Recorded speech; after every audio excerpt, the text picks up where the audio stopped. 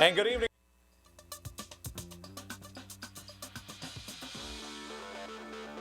Good evening, everyone, and welcome to Lubbers Stadium. It's the first home game of 2014 for Grand Valley. Along with Bob Mitchell, I'm Tom Cleary. The Lakers tonight against Ohio Dominican, a team that pounded Grand Valley into the ground 1 year ago down in Ohio. First of all, Bob, you and I were in California for the game last week.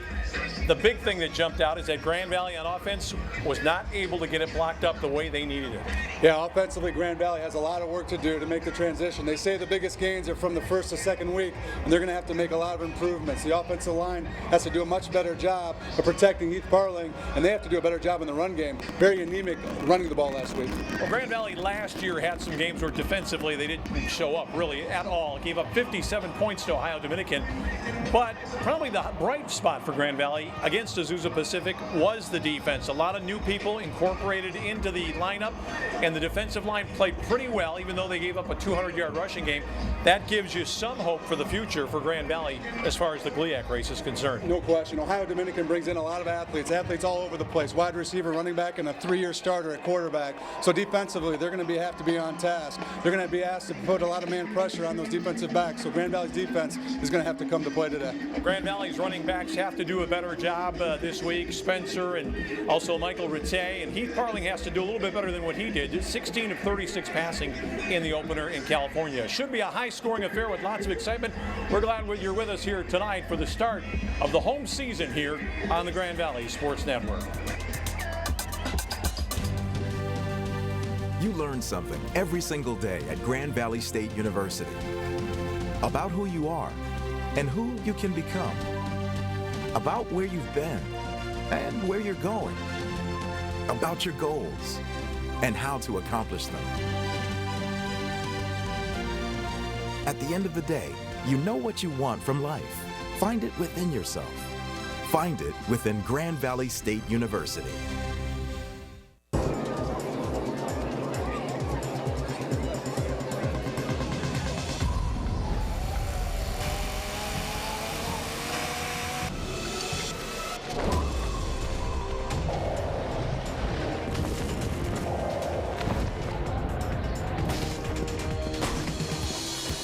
Refreshment calls, Coors Light answers. Anybody else? Frost brewed Coors Light, the world's most refreshing beer.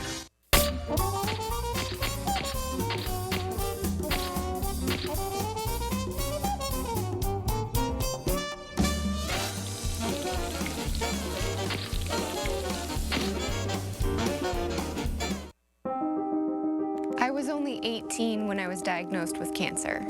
I went from being an active, healthy teenager to becoming very sick very quickly. But thanks to the collaboration between researchers and my oncologist, I survived, and I'm now in remission. We were curious, could a checking account help fight cancer? We'll give $150 to Stand Up to Cancer and $150 to you when you open a new checking account with direct deposit and make 3 online bill payments at Fifth Third Bank, the Curious Bank.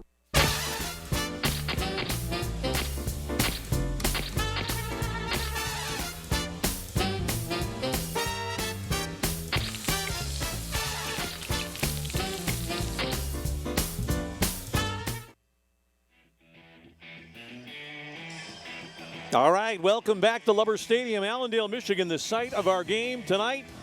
It's the Lakers of Grand Valley State University coming off a season opening loss. Matt Mitchell looking on with some concern in his face. Azusa Pacific defeating the Lakers, Bob Mitchell, in double overtime last week. And there you see an early turnover that the Lakers forced, but Heath Parling took a lot of knocks in that game, made some decisions that, quite frankly, you wouldn't expect to see of a guy like that. This is one of his best plays of the night, touchdown pass to Keontre Miskell. Kirk Spencer ran the ball more effectively than the other two featured runners, but he put it on the ground twice, Bob. Yeah, absolutely. Turnovers are going to be a big key to tonight's game. Ohio Dominican last week against Malone took the ball away 6 times. So Grand Valley is going to have to protect the ball. They're going to start out on defense tonight, so defensively, see if they can get some takeaways. Well, that was the touchdown by Michael Rattay, but then the big back, Watson, a truly great player. He had a 200-yard game last week, Bob, but over 40 carries. And you and I talked about it before the game. Grand Valley actually controlled him a lot better than you might think. Azusa Pacific only had 1 touchdown, and it came on a short field during the course of regulation play. So Grand Valley, shocking to me, was a lot better on defense than I expected and not nearly as good on offense. Absolutely. Grand Valley actually played a really good football game last weekend and actually had some opportunities to win the game. Azusa Pacific is a good football team. Terrell Watson is a phenomenal running back. So look for Azusa Pacific to make some noise this year in Division II. But Grand Valley has its hands full tonight with Ohio Dominican. Well, one thing we know that by next week there will be a few more doors here at the stadium, probably still 1,000 people trying to file in. It will be a huge crowd here tonight as Marco Iadarosa hits a short kick, places this one to one of the short up men at about the 20-yard line, and Grand Valley will make the tackle right there quickly. They do so on the return man, Royce Easley, a defensive back from Tampa, Florida. There is the Meadows Golf Course. They're still getting some action here late in the season. And as we look at Ohio Dominican, Brandon Schoen, the running back, is a guy that we will keep an eye on. McLeod at the wide receiver. Abe Johnson, 5 catches last week, and it's a pretty veteran group, Bob Mitchell. Absolutely. Talent all over the field. A bunch of athletes, the wide receiver showing a really good running back, and just really good quarterback as well. 3-year starter. He's going to be a tough one to stop tonight. Yeah, his name is Mark Miller. He's out there right now, number 16. This is a team that moved it through the air against Grand Valley last year in that shocking 57-14 win. Bubble screen on first down. Grand Valley's got it snuffed out. The reception made to Abe Johnson, but how about that play immediately by Grand Valley? And this is a guy we're going to see a lot more of, Kyle Short, newcomer to the party this year from Rockford, all over that play. The redshirt freshman from Rockford, Michigan, did a nice job. I had a chance to talk with Nick Postma, the defensive back coach. He said they're going to play a lot of man coverage, short yardage. They like to throw a lot of short yardage passes. They're not going to go very deep very often. So Grand Valley, look for their defensive backfield to be in a man coverage a lot of the game tonight. DeAndre Hogan got hurt early in the first quarter last week, will not play. They're going to come end around, but Grand Valley's got to defend it pretty well. It's going to be another loss on second down. Great job there by Brad Horling staying home. And also Matt Judon, the big defensive lineman who we missed all last year, had a great game last week coming in on pursuit. It was Des Stewart with the ball. Judon was not fooled by that. Grand Valley did not let that play get outside the defensive parameter. Horling is a guy, Bob, that played safety. He's got a lot of hitter in him, though, and he's probably well suited to that short side that he's playing on as a linebacker. Absolutely. He came into the program an undersized linebacker, so they put him at strong safety. Had a great freshman campaign, and now he's put on some size, and he's a special linebacker, special kid, very smart football player. He's playing in the middle of the field right now. They're going to give it to Schoen on third down. Nothing going. A short gain out to about the 23-yard line. And this is the Grand Valley defense that we saw a lot of last week. Very tough against the run and a much reinforced defensive Laker line. Matt Mitchell told me before the game the thing that they want to do is stop them on first and second down, force them in the third and long because they don't like to throw the ball very deep. Right there, right to script, Grand Valley does a great job of forcing that. Now 3 and out, Grand Valley's going to get the ball back. There's a Laker newcomer, Matt Williams, the sole man back there. Grand Valley lining up 10 to come with some pressure perhaps here against Michael Snyder. It's a high snap. Grand Valley's coming with some heat. It's an average kick. Let's see if Williams takes it on the fly. Fair catch right at midfield. And now a penalty flag goes down late. And let's wait and see what this is about. You were looking back that way, Bob. Yeah, it looks like the umpire's making a 5-yard call on it, so it won't get them a first down, but they might have an opportunity to re-kick to get better field position. Boy, that's a huge and horrible mistake for Grand Valley. The block, you know right away if you're going to block it or not. And if it's not there, just pull back and let it go. So, I saw the kick, and there was nobody close to the punter when he kicked it. So if Grand Valley ran into the kicker at all, it was an egregious mistake. Well, I'll tell you, there's some young players out on those special teams, and this crowd and this atmosphere get you pretty jacked up to try to make a big play, and somebody tried to make too big of a play too early. Now Ohio Dominican is trying to make the choice of what they want to do. Well, they absolutely have to kick it again because it was a poor punt, only out to midfield. Running into the kicker. For the defensive team. 5-yard penalty. Replay 4th down. Well, you see these plays occur, and it's uncanny how often a little play like that will turn into a 20, 25, 30-yard difference. Punt gets away from the punter, or he doesn't catch it on the fly. It can roll a long way. So we'll see what Grand Valley's able to do. But that's the kind of little mistake that Grand Valley made a few of last week. And I know Matt Mitchell cannot be happy at all about that. Completely mental and totally unnecessary. So Snyder will try it again. Grand Valley's Matt Williams backs up a little bit. This time it's a slightly better kick, but he's not going to catch it on the fly, and there you go. You got it. Boy, oh boy. talk about mistakes. That last one for Grand Valley, 29-yard mistake on that penalty in very average field position here for the Lakers. 2 minutes and 15 seconds in. Well, you nailed it right on the head. Just that little mistake right there can cost you field position. And right there it does. Almost 30 yards of field position on Grand Valley back on its 21-yard line. And like you said, a silly mistake. You get a little excited, try to make a big play, but you should know you got to take the right angles. You've gone through it all through the fall practice. You know the angles. You stay off the kicker. Yeah, very, very unnecessary. Sometimes it's a razor's edge play. Somebody tries to make a play and it just doesn't work out, but that was just a mental mistake there. Grand Valley will come out with Rattay in the backfield. Parling looking to go. He's got Rattay out in the flat on first down. It's a pretty good toss to Mike. He's got a first down at the 32-yard line. Took a hard hit, but to me, Bob, that looked more like the Mike Rattay we were used to seeing as we take a look at the Laker offense here. Absolutely. Heath Parling leading the offense with Chris Robinson, Jamie Potts, and Keontae Mescal with a big week last week. Joe Robbins, Joe Worth, the tight end. But you were right. Last week, Michael Rattay, he looked a little bit rusty coming off of that knee injury, just trying to get the feel for himself. And right there, looked like the old Michael Rattay.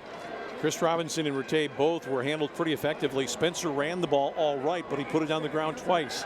Parling throws it out here, and that is just a miscommunication because that ball looked like it hit the face mask of the Grand Valley receiver out there. And was that Mescal out there? No, actually, it's the new guy, Camille Jackson, the transfer. And just a concentration here on Camille. He's a kid transferred from Oklahoma. They're expecting big things out of this kid. I talked to Coach Mitchell before the game, and they love his speed. And he's on the sidelines right now doing push-ups for that drop. They do. That's what the wide receiver corps likes to do. But just a big mistake on his part. He needs to catch that ball, get upfield, show his speed and his athleticism. They say he may be the fastest guy on the offense this year, but they've got to be able to use him with confidence. Chris Robinson ducks back up inside, makes a little out of that second down run to the 35. It's a pickup of perhaps 3 as we are now 3 minutes into this one. Grand Valley has the game's only first down. The defense held Ohio Dominican to 3 and out on its first series. And as we look outside, Bob Mitchell, it's astonishing to me to see probably still, I'm guessing, maybe 1,000 people out there trying to get in. I don't know where they're going to sit when What they a get great here. crowd. What a phenomenal crowd. It's a blackout here at Grand Valley Lubber Stadium. I'm wearing all black. The students are wearing all black. It's a lot of fun. Grand Valley, do they got the right play call? They do to Potts, but it was a super play made defensively. And the guy that got out there to make it for Ohio Dominican for their defensive unit was Cody Culbertson, the redshirt junior from Galloway, Ohio, stopping Potts. Potts took a knock. A lot of times he'll play off something like that, but they had blockers out there with him. If he gets past that guy, it's going to go for a while. Great job, great setup, and Cody Culbertson comes up and makes a nice play. Cody, big game last week. He was the GLIAC Defensive Player of the Week. Great athlete, small, undersized linebacker. Oh. And there is a block, and it's going to cost him a touchdown. How about that? The ball is returned for the score by Sidney Omame, one of their great defenders. I didn't see who got it, but Grand Valley had some anxious moments last week, I thought, Bob. A couple times Picano was pressured, and that time he was just completely under siege. I don't know how that one broke down. Let's see it again. A complete breakdown. Well, you cannot let that guy come up the middle. The guy that got the block was DeAndre Harrison, a defensive lineman. If somebody gets around the outside, you can see it happening. But once again, this is what happened to Grand Valley last year. Special teams gave it up. 2 kick return touchdowns in the game last year, and now a block punt for a score 4 minutes into the contest. Give Bill Connolly and his coaching staff credit. They do a great job on special teams, and right there, another opportunistic play for the Ohio Dominican. And this is Brent Wally who knocks it through for a 7-0 lead. So the visitors with a special teams touchdown out in front. We're coming back with more after this. For about the past 7 months, Ellie's been running really high fevers, anywhere from 101 to 105. I really appreciated that when Ellie was going through a lot of her health problems that Dr. Duttler called me personally. I think it's important for parents to know that we really care about these kids just as we would care for our own children. Access to health is really an important part of being a medical home in primary care. So we do allow our patients to make same-day appointments whenever possible. They can email me, or they can call. Ellie really likes going to see Dr. Duttler. The doctor.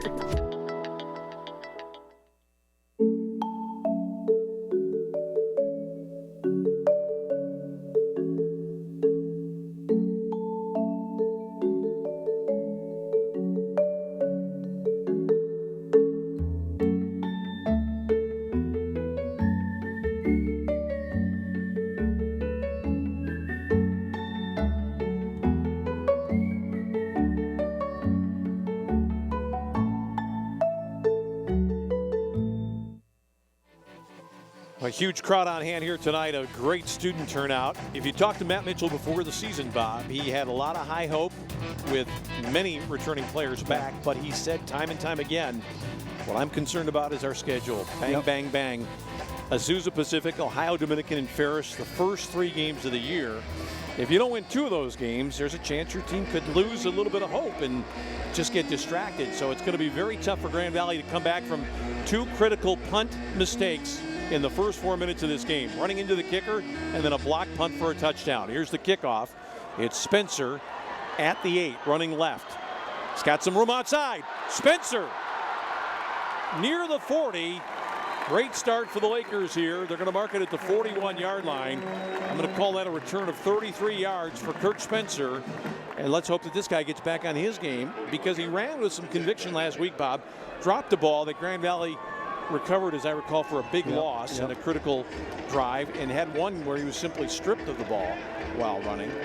That was just a well-blocked up-front job by the kick return team. Kirk Spencer did a nice job of being really patient, waiting for his blocking, picking his seam, and getting upfield. Grand Valley now with great field position, which they could have had, as we talked about, in lieu of that running into the kicker penalty early on. So we'll see if Grand Valley can do something offensively here.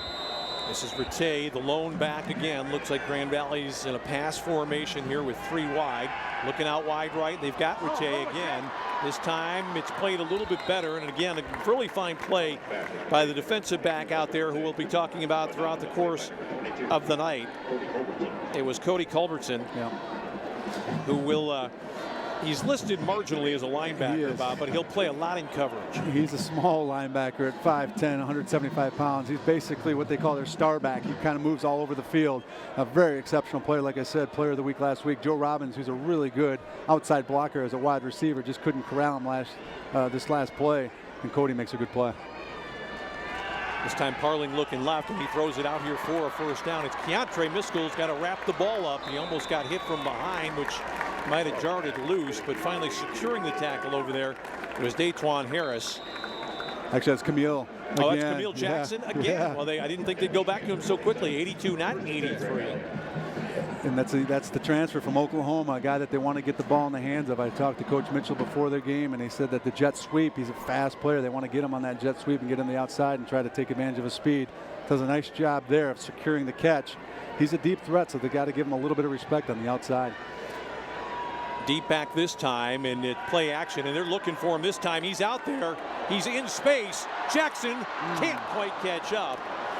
Little bit of rustiness maybe there on that play, Bob. It looked to me like he didn't get into his highest gear right away, when he's just got to tear out and go and let Heath Parling get it out there to him. Well, he sat out last week a lot of plays last week with a groin injury, and that might have been the result right there of him not trying to let loose and not trying to extend too much on his stride. When you do that, you tend to be able to pull that groin, and that looked like a pretty decent ball. Camille just could not catch up to it. Second down and 10 now for Grand Valley on its first foray into ODU territory. This is Rattay, a little bit of a counter play and not much there. And again, Grand Valley doesn't get it blocked up too well on the running play, something they had a lot of problems with last week. The stop made by ODU's Warren Seals, the linebacker from Richwood, Ohio. Third down and long now here for the Lakers. Grand Valley's been a really balanced team in the past, rushing for 200, throwing for 200 in some games. Last week, only rushing for 79 yards. An Achilles heel for them. If they can't establish the run and have to demand out on the pass, it's going to really put them in a tough predicament.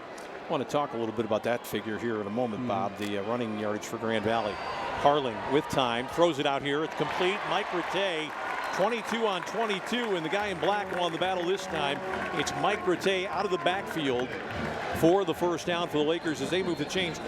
79 yards last week, Bob, and all 3 of the featured backs for Grand Valley had at least 10 carries. That's shocking. Well, they were really balanced. They like to give all these guys an opportunity, but really none of them really got into sync and could really establish the run and put a lot on Heath and that offensive line, and they just could not get in sync as well, which you could see on the scoreboard, and they really struggled offensively last week. This is Chris Robinson now down to the 30-yard line. We apologize for a little bit of the technical difficulty we've got right now, perhaps in our audio. We ask you to stay with us here as we try to get it sorted out. Grand Valley right there, a nice first down run at 5 yards. Chris Robinson does a nice job with the counter action, being patient, getting upfield, putting the offense in a really good situation in 2nd and 5.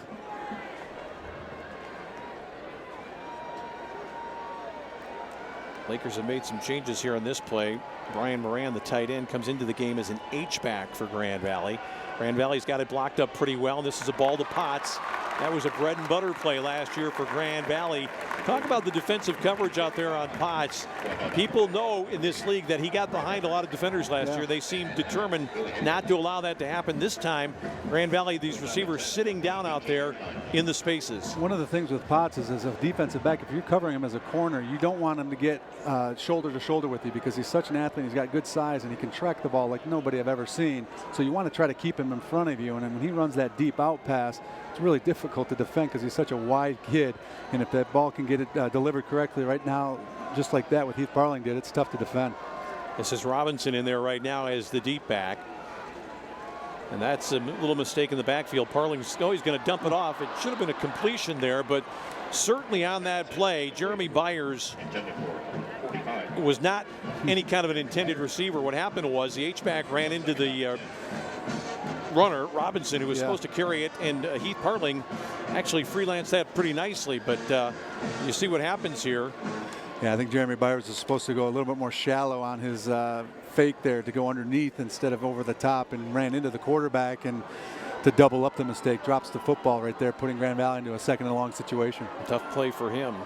He had a chance to become the hero after that little bit of a mess up, but it didn't quite work out. Let's see what Grand Valley comes up with here. A lot of pressure. Grand Valley's got the bubble screen on. It's the right play. It's a Laker touchdown.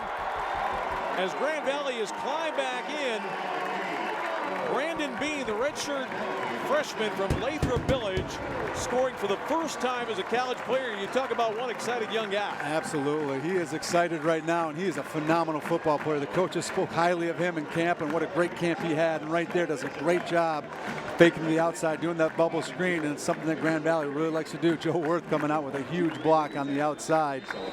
Big touchdown for Grand Valley. Great answer to that block punt. Exactly the right play called for that situation. It is Joel Skipper on for the PAT. And with everybody finally in their seats here at Lubbers, it's 7-7 midway through the first quarter. More to come on the Grand Valley Sports Network. I was only 18 when I was diagnosed with cancer. I went from being an active, healthy teenager to becoming very sick very quickly. But thanks to the collaboration between researchers and my oncologist, I survived, and I'm now in remission. We were curious, could a checking account help fight cancer? We'll give $150 to Stand Up to Cancer and $150 to you when you open a new checking account with direct deposit and make 3 online bill payments at Fifth Third Bank, the Curious Bank.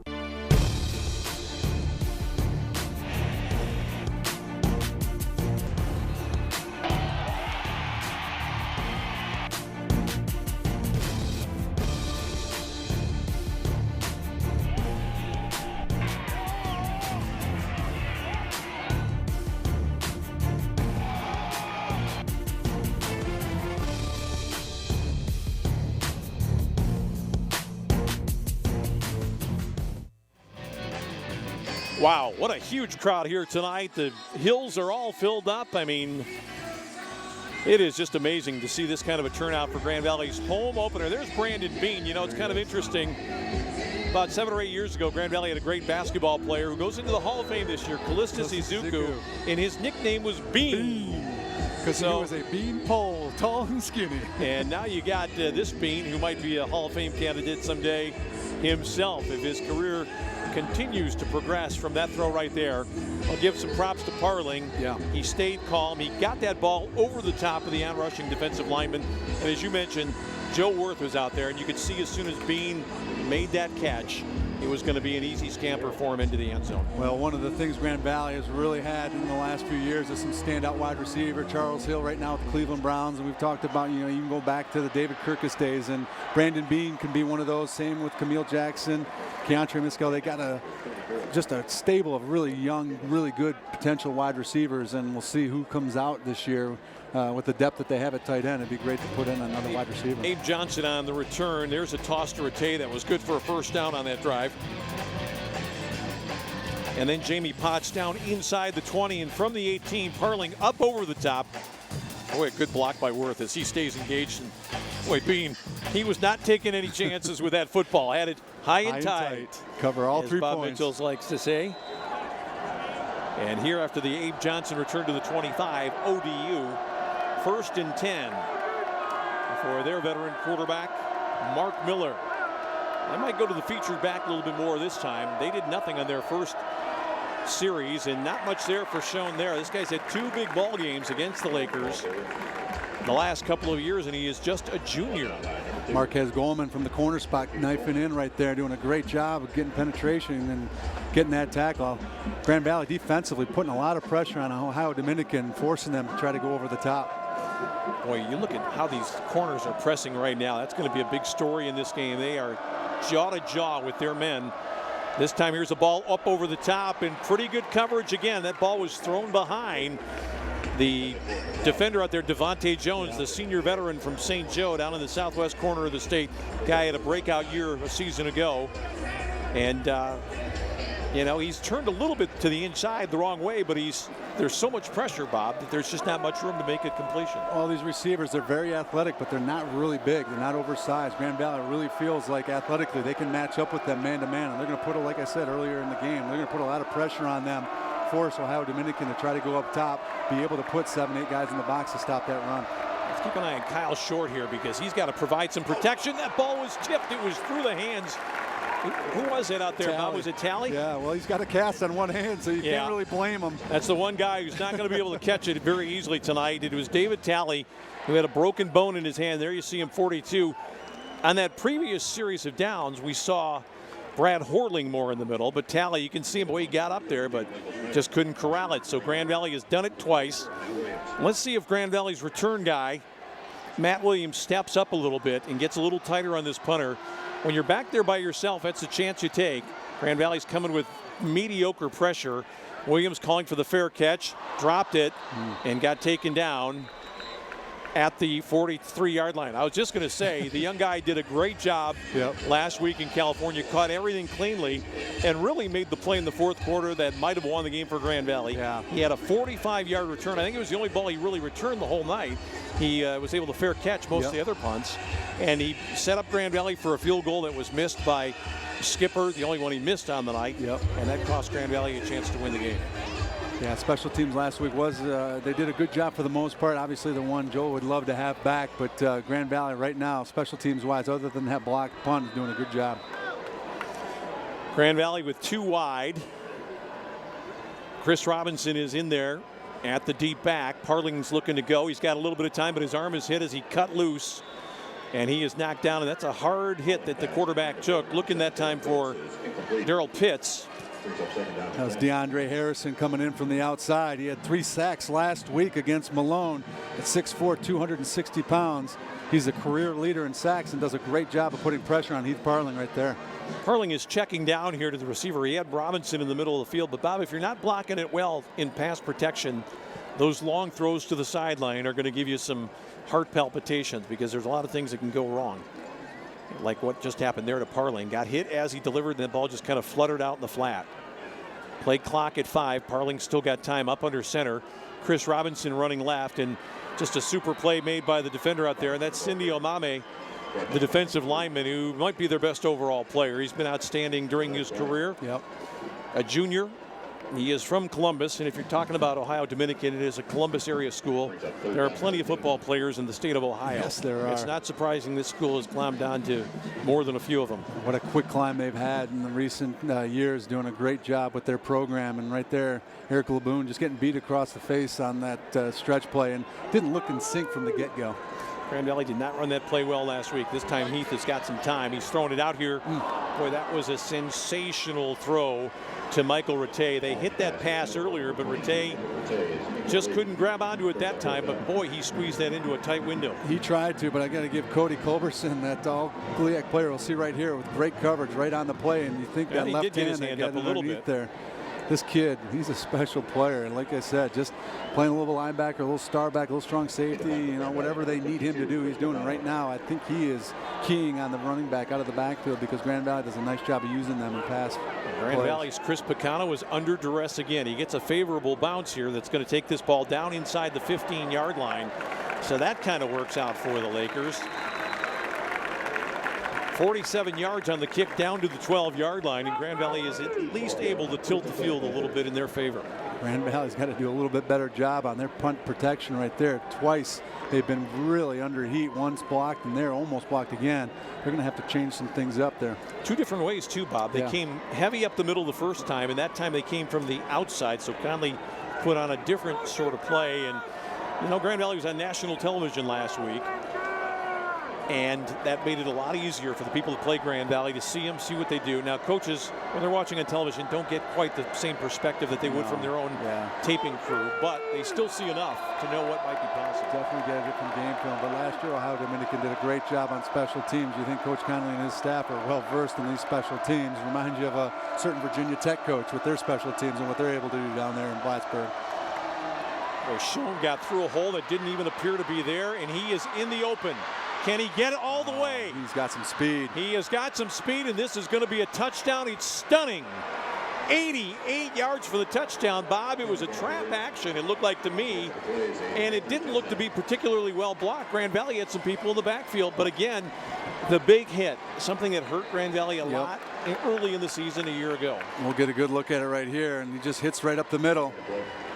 Boy, Kyle Short was the guy that took a tough angle, and Schoen did the rest. Just did not do a good job of taking a correct angle and slowing it down for his pursuit, and Schoen showing some great speed there, showing the Grand Valley faithful what Ohio Dominican and Panther football is all about right there. Big play for the Panthers. What do we have right here? This and some kind of a celebration call, perhaps, Bob, against. I didn't see a flag. Ohio. Well, it looks like they did throw one, though. Yeah, they're asking Grand Valley if they want the penalty assessed on the kickoff, which would make sense. It might have been shown on Sportsman on number 2. Unsportsmanlike conduct. Number 2. Yeah, that's what it was. You know, tough call for the kid. I mean, he just ran a big play and basically just kind of put his arms out and kind of maybe taunting the Grand Valley fans, but didn't taunt another player.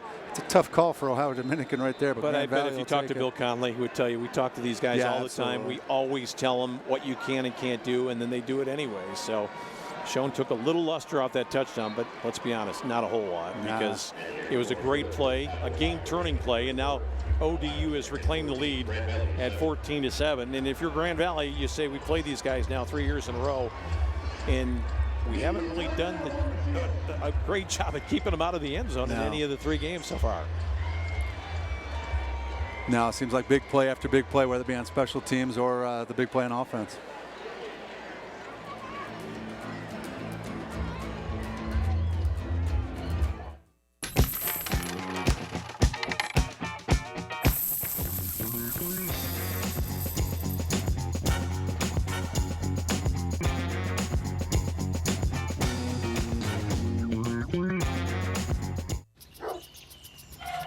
If you sign up for DirecTV's latest deal, prepare to be blindsided. Because they'll double your rate before you know it.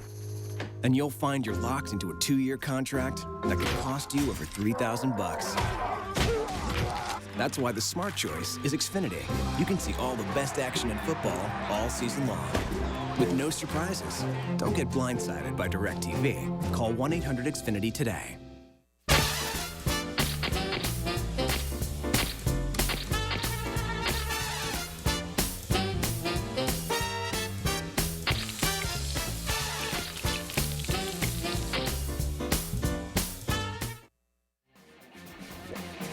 Now, it's a huge crowd here tonight, and, well, let's be honest about it. They're getting their money's worth. Some spectacular touchdowns already. That one that we saw just a couple of moments ago by the outstanding junior running back, Brandon Schoen. 88 yards for Ohio Dominican, a one-play drive after Grand Valley's punt had them pinned in. Grand Valley's got a score from hurling to the freshman Brandon Bean, but the difference in this game, 2 punts. One that resulted in a 29-yard penalty against Grand Valley, and then a block punt by Ohio Dominican. That resulted in a touchdown. Somebody picked that hot potato up out there. This is Spencer, who's moved way up. Grand Valley's going to have great field position up near the 47. Don't really know what the deal was with that kick. Maybe there's a little bit more wind down there than it seems like, Bob, but they didn't even try, Brent Wally, to knock that one way down the field. Any wind that they have is at their back, so that was a very interesting kick, and the Grand Valley was definitely ready for it moving upfield. You know what? We've lost sight of the fact that that was a big penalty after the celebration call all the way back to, what, his 20-yard line, I think. Even with that, you kick the ball out of bounds. I think so. You get the ball in better field position than they get right there. Right, So exactly. That's an interesting idea. Trust. I bet nobody really thought of that on the sideline. What if you just kick it? Well, I guess how far do you have to kick it to get that penalty? Could you kick it sideways, straight out of bounds, yeah, absolutely. You and send it back there? As long as you kick it beyond the 45. And there's that stretch play they're trying to get, like we talked about earlier, to Camille Jackson, and well defended by Ohio Dominican, trying to get to the speed to the outside. Yeah, that the jet sweep there where they give it to the man in motion. There was a time in football when you never try a play like that because the timing has to be so perfect, and yet now you see it a lot by a lot of different teams. Well, that was one block away from getting the outside and being a really good play, and it was just worth just not keeping his head on the swivel and not breaking down and getting a piece of the Ohio Dominican defender there. How does Grand Valley deal with a guy who jumps plays like that, like Culberson, who's smart and sees it coming? How do you take advantage of that? Basically, you got to be patient, but you also can use the size and the out and up for a guy like that. As we see some pressure right there on Heath Parling, which we haven't seen yet tonight. Offensive line has done a great job of protection, but right there, protection breaking down Ohio Dominican, and a great pass rush. Some great athletes up front putting the pressure on Heath Parling. But to take advantage of a guy like that, you really want to take away his aggressiveness, and you really got to give some out and ups moves, some secondary moves to a guy like that to try to soften him up a bit. You have to go at him a little bit too. You can't just, because he'll run down plays that aren't in his area because he's a smart, heady guy. Short loss for Parling, 3rd and let's call it 15 for the Lakers. This is the play that I wonder if Grand Valley has the speed on the outside like they've had the last couple of years with Charles Johnson and Brandon Green. Now Parling's in a huge, huge mess. He's going to get away from it, though, I think. Can he unleash the football? Well, he's going to take a hit, and it's a huge one. Boy, I don't think anybody wants to see him taking that kind of hit. Did he fumble the ball? They said he was down as he fumbled. Parling delivered something over there to a defender who got the worst of that knock, and the guy getting up slowly for ODU was Andrew Lorenz. But to me, if I'm Matt Mitchell right here, after Heath makes the play, you just can't have him running into a whole maelstrom of people here. There's all sorts of people over there. Boy, Grand Valley was lucky not to have that happen. The ball was not recovered inbounds anyways. There you see the quarterback brain trust, and Grand Valley, hold your breath here. Let's see how they do this time. Cano gets it off, and it's a very fine kick. Carries back inside the 20. Grand Valley, can they get it down inside the 5? They do. They stop it at the 1-yard line. Great job by special teams right there. Great job by Chris Picano getting it down to that 1-yard line, but the coverage doing a great job.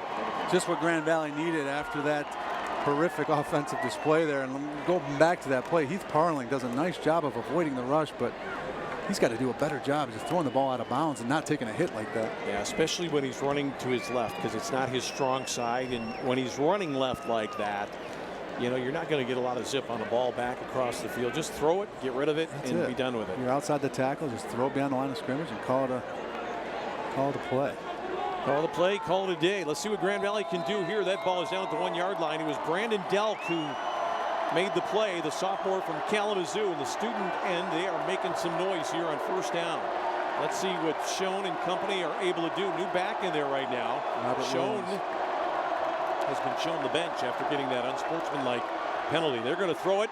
Oh, they had a man open in the middle of the field. This ball is broken up beautifully by Devontae Jones. Fantastic coverage going man-to-man with Des Stewart. You can't do it any better than that, and he got his head turned back toward the ball, Bob. You called it right there. Great job by Devontae Jones, but there was a mix-up in coverage. Running right down the middle of the field was Jared Butler, the tight end at 6'5", 230 pounds. And they throw it to him, and he's shaking hands with people right now. He's still running. Grand Valley's got to make sure that they saw that one.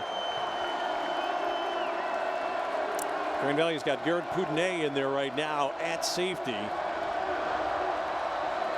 They're going to hand it off, and this is going to be just a short gain on second down. Not much happening there.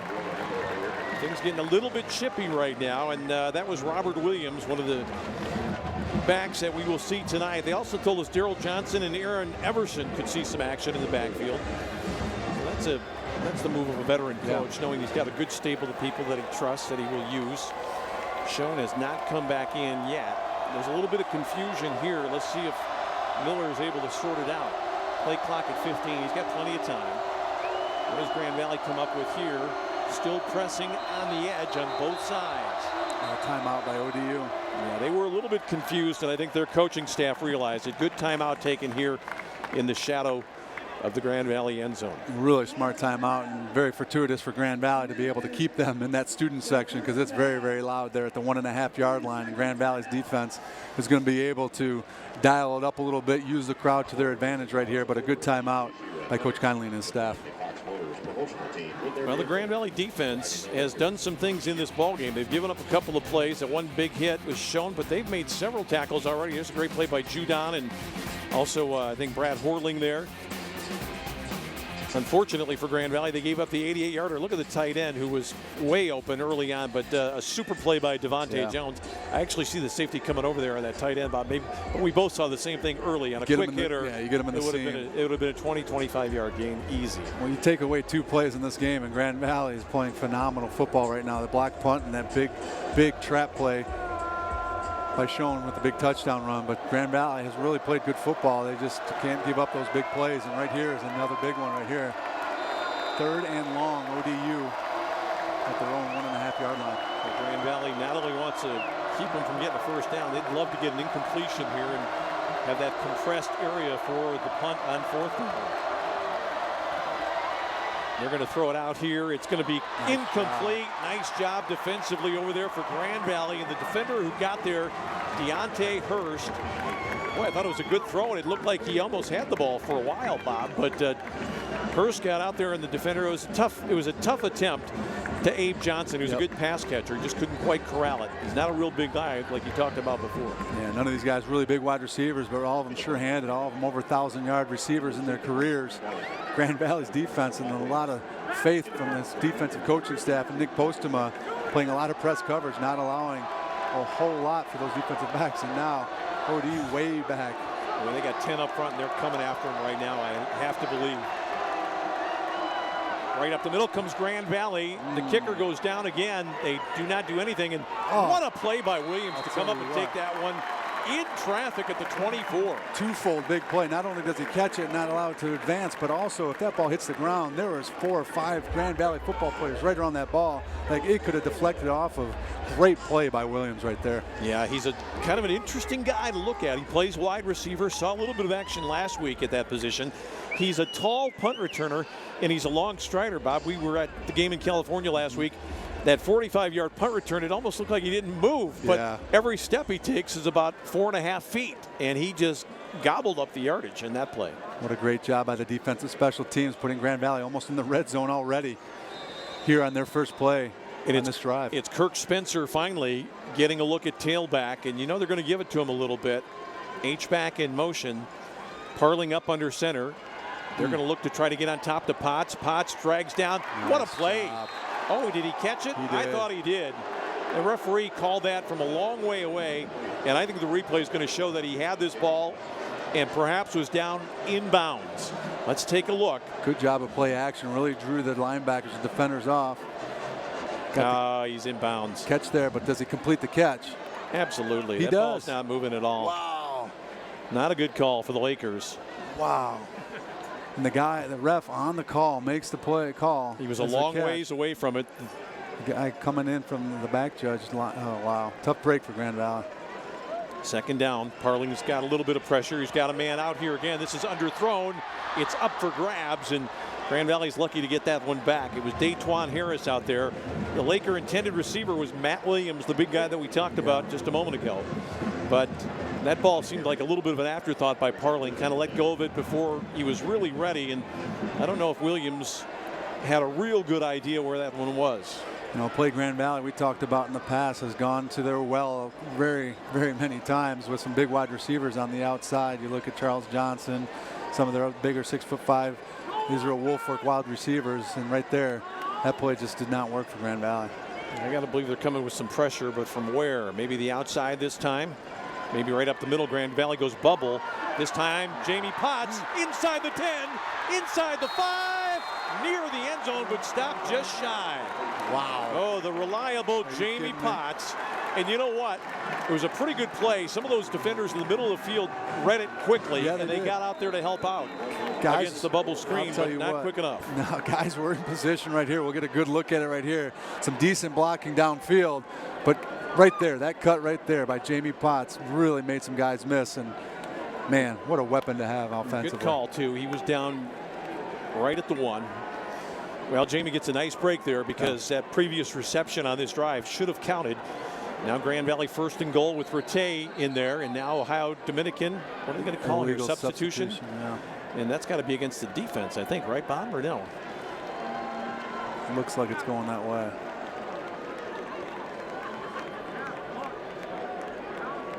Well, it's not a bad penalty to take. You only give up about 18 inches maybe. The defense has 12 men on the field. After this is the goal, still first down.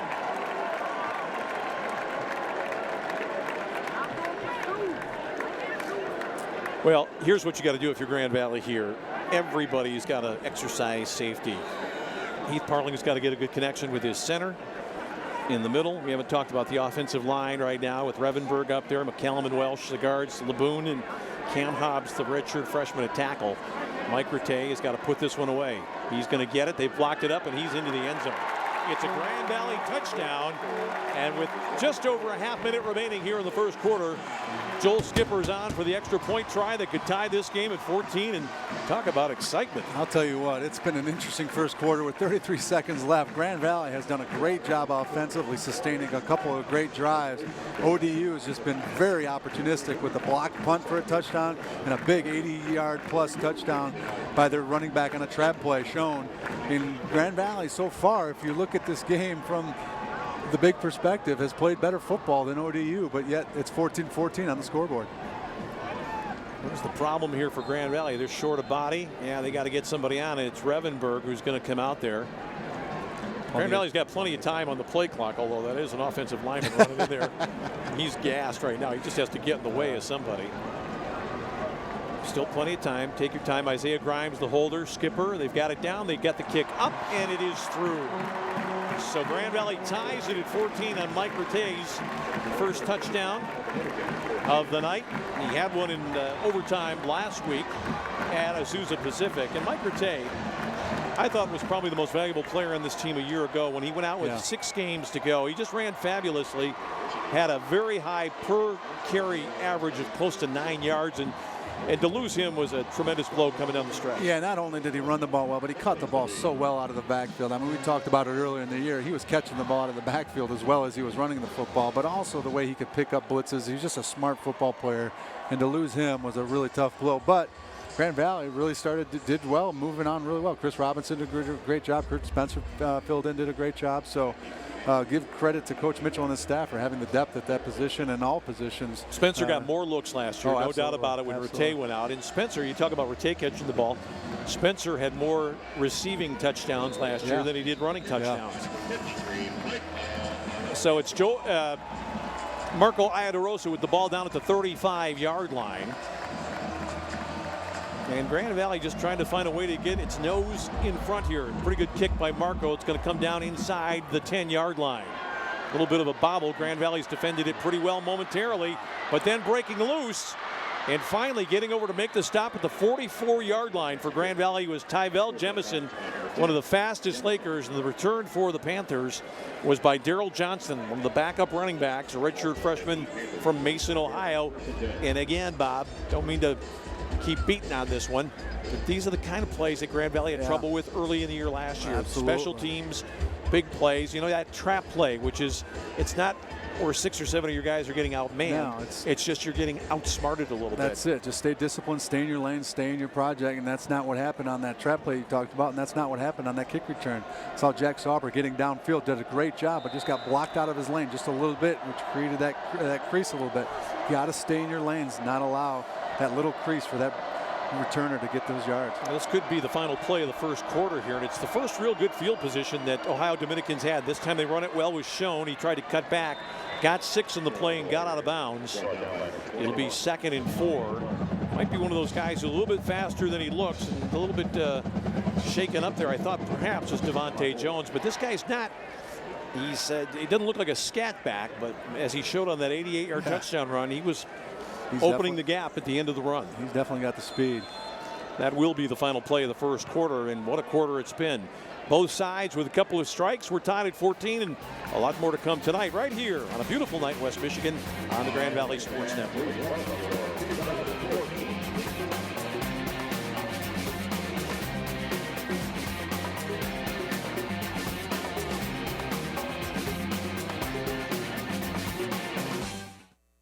Many of our customers are repeat customers. Once they travel with Cardinal, they come back time and time again. Our drivers are the best in the industry. We have so many positive comments about our drivers.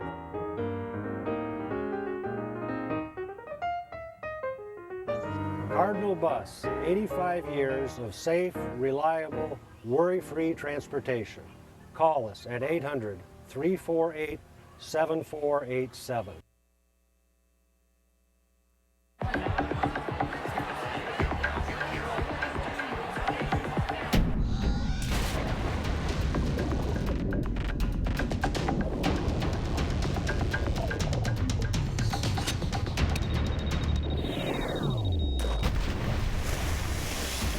When cold refreshment calls, Coors Light answers. Frost brewed Coors Light, the world's most refreshing beer. I was only 18 when I was diagnosed with cancer.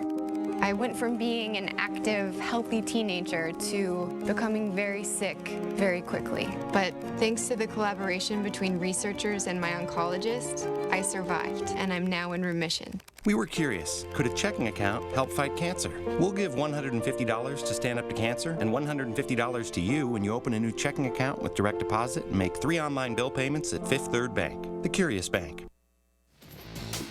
Well, the crowd enjoying this one here tonight. It's a massive crowd. I can't even put a number on this one, Bob. We've had 15,000 in here before, and it didn't seem as many as what we've got right now here on the blackout night.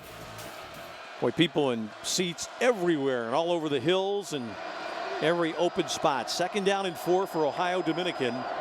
This time, Grand Valley's got some pressure, and nice work coming from the outside was Deontay Hurst.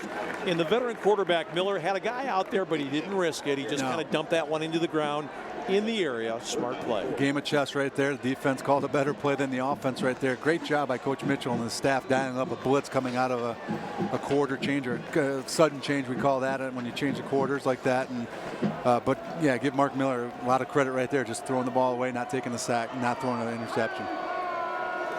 I wonder if he's taken Schoen out of it here. 3rd and 4. I'd like my chances with that number 2 behind him. He's going to go over the top, though. Grand Valley with coverage, but it's a great catch.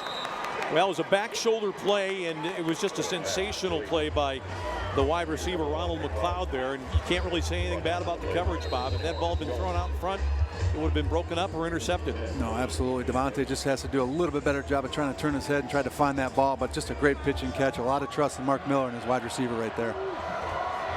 Now they go back to Schoen, and he's got all kinds of space. Again, he's hit as he reaches the 20. It's going to be a pickup of about 8.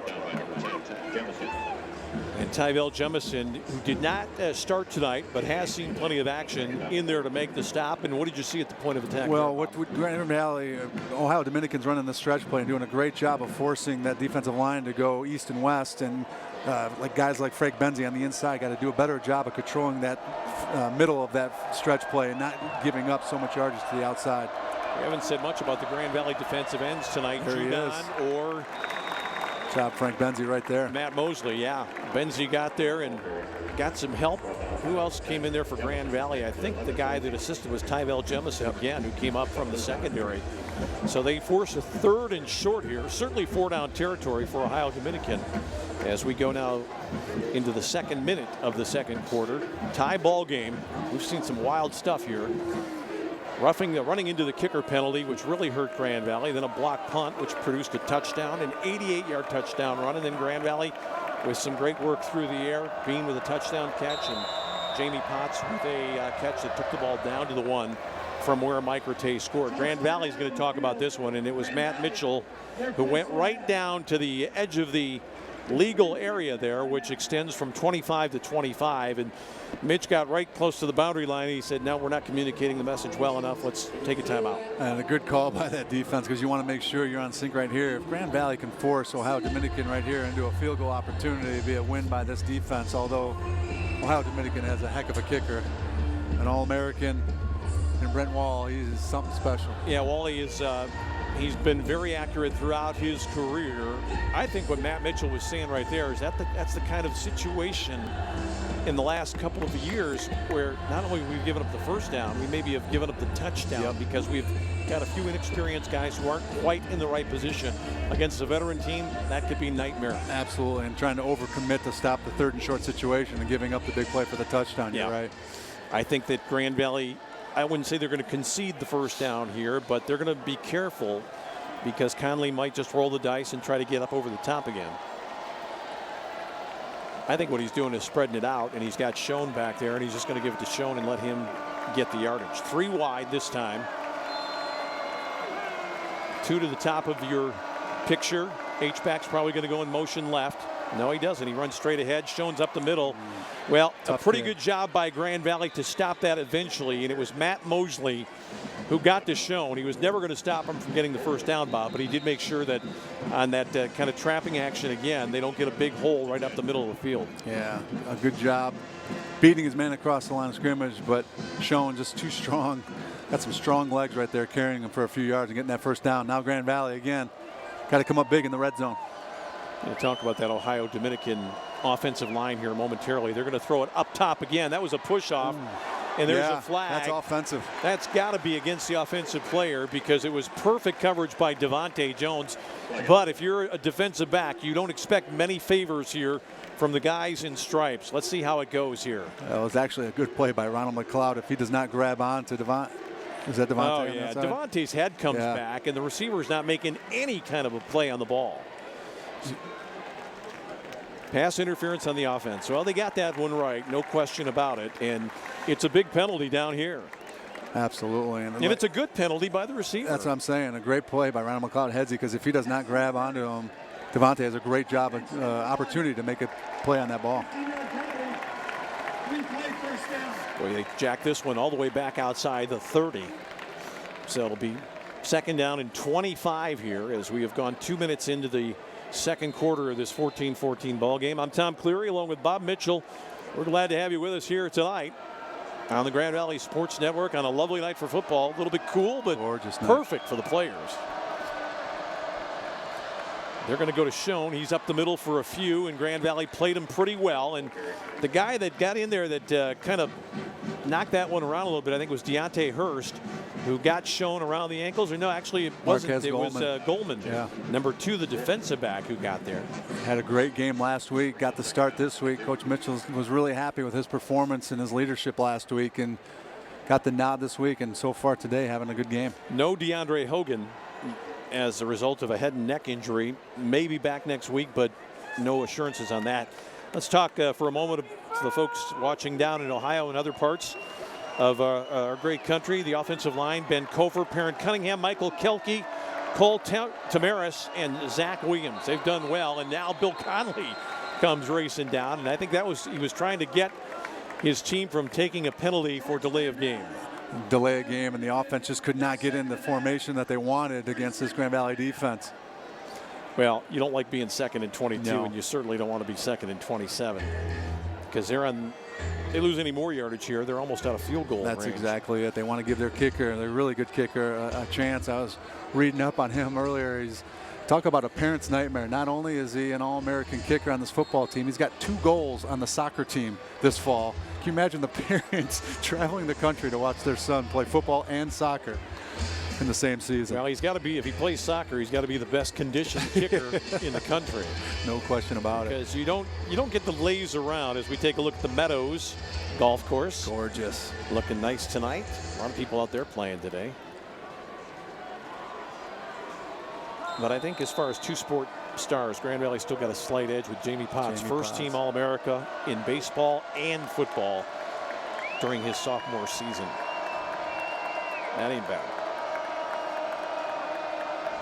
Grand Valley still pressing on the edge again, coming with some heat down the middle. This is over the top and too far. It's over the head of the intended receiver at the 20-yard line. They were going on top again to McLeod, and he was guarded well again. And I really like what I see of this Grand Valley secondary this year, Bob. The ability to press. If you go back to the championship years of Brian Kelly and Chuck Martin, what did they have? They had corners that could be trusted to take care of their man by themselves. You look at a guy like Brandon Carr and some of the other people that they had during that time. This is a great group. They're not deep. They don't have a lot of depth, but their starting defensive backfield for Grand Valley is really, really strong. And right there, receiver was open a little bit. Put that one on Mark Miller, just threw it behind him, but good coverage by Grand Valley. Grand Valley in too deep coverage right now. So let's see what they do. Do they try to get to Deshaun? Grand Valley coming with some heat. Oh, good call. Perfect play, bubble screen. Grand Valley needs somebody to step up and make the play, and they get that somebody. And Tyvel Jemison, who is really showing himself to be some kind of an athlete. I'll tell you what, this kid is just going to be a phenomenal player. The freshman from Fort Wayne, Indiana, does a nice job of closing down, lineman bearing down on his back, doesn't even think twice about it, and undercuts that running back. Boy, and you see Michael Kelke, the center out there, saying to himself, where did that guy come from? Because he was out there as part of the convoy, and he just never saw him. Here's an attempt coming up from the 27-yard line, 37-yard field goal try for Brent Wally on the left hash mark, which, you know, Bob, I always like. Right-footed kicker from the left hash mark, better angle. He's got this one up, and he nurses it. Oh, he doesn't nurse it through. He hit the upright. What a break for Grand Valley. This kid, I've been talking him up all day today to my kids, all night tonight, and wow, what a big stand for that defense for Grand Valley. Wally hitting the upright, the left upright, way up on the upright. That kick would have been good from quite a distance. Yeah. We'll get a good view from it right here. Boy, he's just got to let that one go, and look at that, and that is a bang, dead-on hit.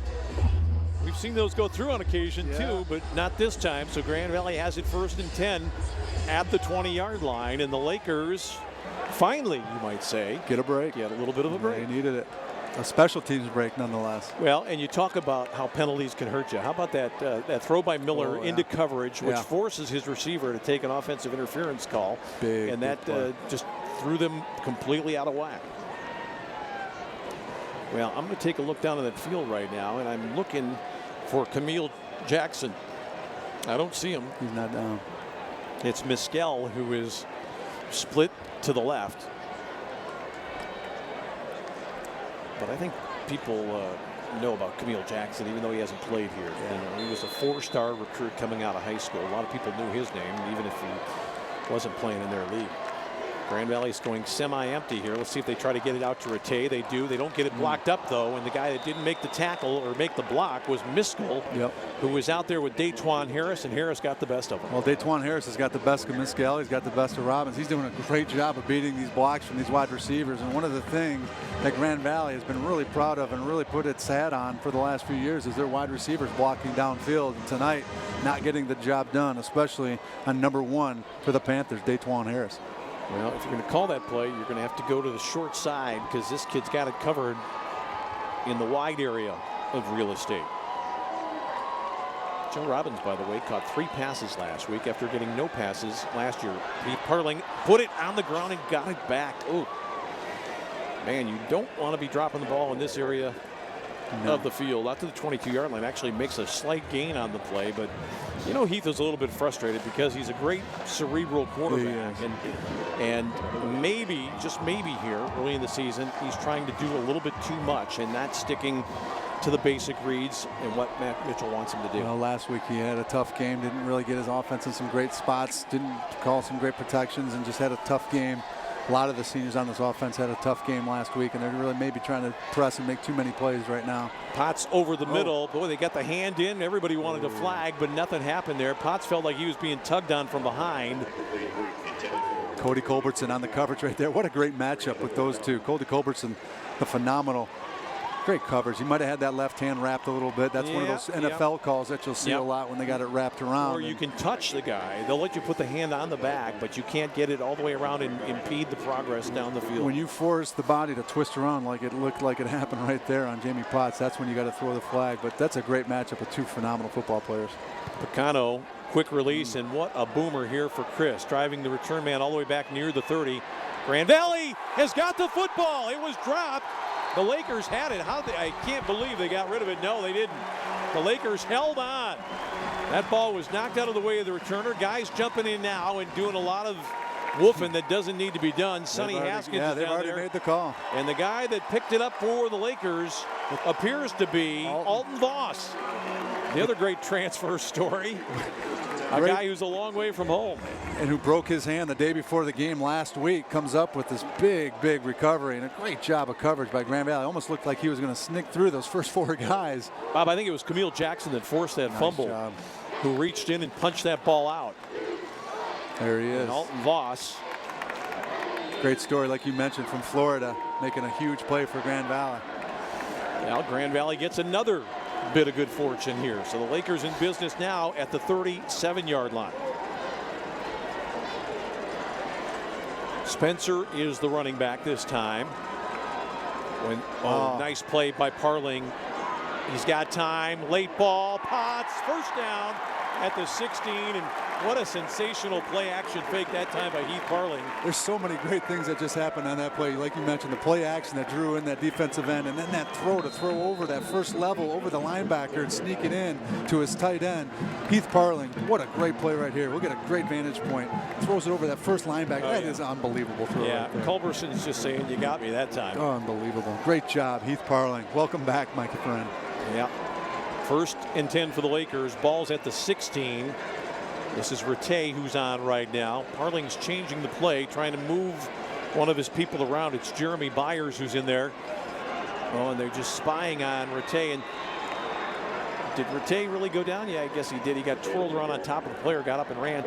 Bob, this is, to me, I look at this deep handoff here. If you're not getting the blocking up front right at the point of attack, it's just the play is a little too slow developing for a guy like Rattay or even for Chris Robinson. You know, and the frustrating part about it when you watch it here and you watch it on film is they had a lot of success with this play last year, and whatever's happening up front, whether it's the offensive line not getting the right calls or they're not taking the right steps or not doing the right technique, just not successful this year. And Grand Valley has to run the ball to be successful consistently this year. Well, you see Robinson, the back that time was way back. This ball is thrown toward the corner of the end zone. It's caught.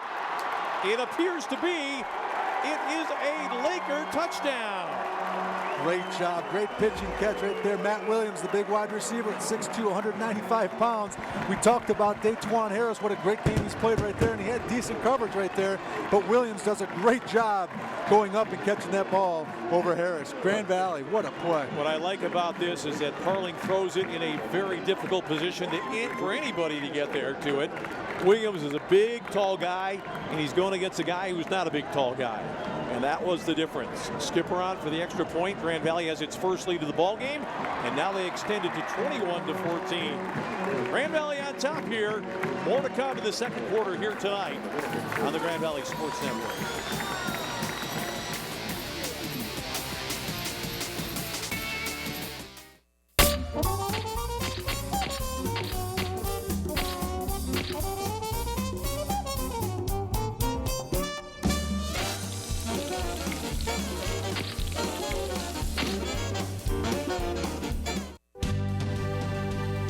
Learn something every single day at Grand Valley State University about who you are and who you can become, about where you've been and where you're going, about your goals and how to accomplish them.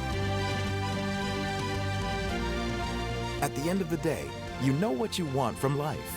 Find it within yourself. Find it within Grand Valley State University.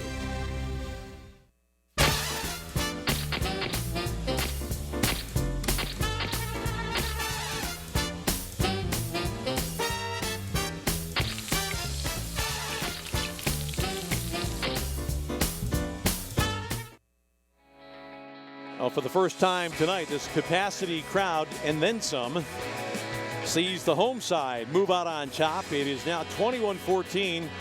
And a young guy who's going to make an impact here at Grand Valley, Matt Williams, pulling down that pass, and a great ball placed to the outside by Parling.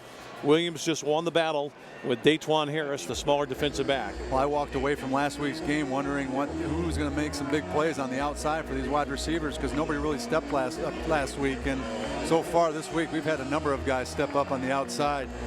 You look at Williams right there making a big play, Bean earlier with the screen and the touchdown. So the Grand Valley wide receivers stepping up tonight.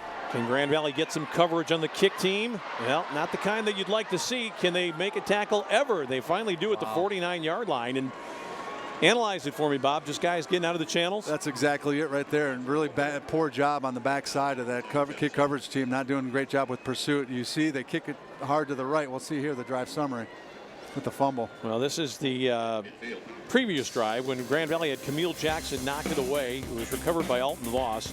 And then this beautiful throw from Parling over the top of Culbertson to Jamie Potts down at the 16. Grand Valley lost 3 yards on first down, and then Williams just went up and, boy, he made the snag, and he got 1 foot down inbounds. But Ohio Dominican in business with a short field here with the ball right at the stripe. 1st and 10. They're going to go out wide to Schoen. Schoen's got the edge. Grand Valley's got some people to string it out, though. Nice work done. And the guy that got over there is the young fellow that we've talked about, Kyle Short, the redshirt freshman from Rockford, who was stout on that play. Brad Horling does a great job of driving that back inside. But going back to that kickoff coverage, Grand Valley does a great job. They're trying to kick it to the right side, the right hash, and they do a great job getting upfield, but it's that backside coverage. And Grand Valley has really prided itself on its kick coverage over the years, and they've taken some starters off of that role over the past to try to not get guys hurt. And then they've gone back putting starters back on because they want to make sure that they sustain that field position, and they might have to do that again. There's a ball thrown up on top. It's going to be caught. Another back shoulder catch. It was against Devontae Jones, and the catch was made down there by Des Stewart. And again, Bob, hats off, Des. Yeah, great coverage, great play, and great play, one-handed. Yeah, pulled it down, and really, all you can do if you're a Grand Valley defender there is to have that little clock go off in your head at the point where you need to turn and go for the ball. Yeah, even there, he does a nice job, Devontae, of turning around, trying to make a play, grabbing the jersey, everything. He even grabbed the one hand, and he still makes the play. So, Des, great play right there. Shown for a couple of yards on first down near the 31-yard line. It'll be 2nd and 8 as we work down toward the 7-minute mark. Grand Valley has been behind in this one twice. They allowed a block punt for a touchdown, then gave up an 88-yard touchdown run. But the Lakers have showed some fighting spirit here tonight. They've come back to answer 3 times to take the lead. Schoen has not looked like he's got real breakaway speed going side to side here so far tonight. We might want to reserve judgment on that. Up over the top again. Look out, Lakers. Boy, the defender got back there. He did catch it. Intercepted. Are you kidding me? Devontae Jones trailed on that play, somehow caught back up, batted it up in the air, and then when he was laying on the ground, pulled it down. I thought there was a little bit of a tussle. I was looking around for a flag just because there was a lot of contact, but a great job here. Look at this concentration by Devontae here. Oh, my Get goodness. that right hand up. There you go. Unbelievable. Des won at the last play. Devontae, you win that time, my friend. Great job. Boy, he wins it big. A turnover inside the 10-yard line at the 6.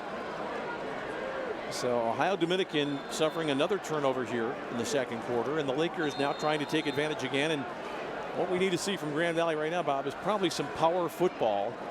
Well, in the past, Grand Valley in these quick change situations love to go up top. Not sure they got that threat right now, so I agree with you. I'd love to see them milk the clock, sustain, move those chains a little bit, and either get out with a quick score or just trying to run out this clock. Boy, he's looking to throw is Heath Parlin. He's going up top for Jamie Potts. A little nudge by Jamie, who's got it at the 35. Oh, the subtleties of playing that position. Just a little bit of a boost to that defensive back, Bob, to create a moment of space, and then he puts it away. Quick change situation. Grand Valley again going up top. Big play. Jamie Potts, man, I've said it all last year. I say it again. I have not seen a receiver, tight end, wide receiver, running back, anybody that can track the ball like this kid can and just maneuver his body to make that He's big got play. a calmness about him, too, when the ball is near him. He's not panicked. He's not fighting the ball or swatting at it. He's just inviting it into his hands. And the unique thing about him is that he does not give away to the defender where and when the ball's coming. That's a good ball by Heath Parling to pitch for a first down, I believe, right at the 45-yard line. He needed the 45. They will move the chains forward on this one. Talk about the route, Bob. He goes out there and just digs down deep and gets his 10 and then turns around and catches it. That's it. A deep comeback. Does a nice job of coming back to the ball. Heath puts it low and anywhere, only where his receiver can get it. Datewan Harris having a great game today, but getting picked on right now. So Grand Valley moves very quickly from the 6 to their own 45. Some guys jumping around. Now Heath cools off the defense a little bit by stepping back out of the play. Oh, and that was a false start by Brandon Revenberg, who kind of started to snap it and then decided not to. I think I might be glad he didn't. I don't think anybody else on the offense was ready for him to snap it, but tough miscue, but not a big deal. Something Grand Valley can come over right now, but not something they couldn't have handled way back in their deep in their own zone. Exactly. At this spot in the field, it's not a critical issue. Boy, single coverage on Jamie Potts to the top. Wonder if Parling's looking that way at all. Now he's trying to shift Rattay along. Parling's looking at that play clock. He's got time, and then a false start. Well, you can have time, but it's hard to get in that position when you're a big offensive lineman. You know, this is reminiscent of last week. All of the game, basically, the offense really off sync, not really communicating real well. The crowd was a little bit louder last week at Sousa, obviously in a hostile environment, but right there, back-to-back plays where you have miscues. Now you put yourself in a situation to really hurt yourself, and you're going for the score, and now you're just trying to survive. Now Parling's going to get it out here nicely to Pitts for a short gain. He gets the first penalty back out near the 40-yard line. And Bob, we're going to be looking again to see. Parling told me in California that he thought that Joe Worth might come into it a little bit more as a pass catcher this year.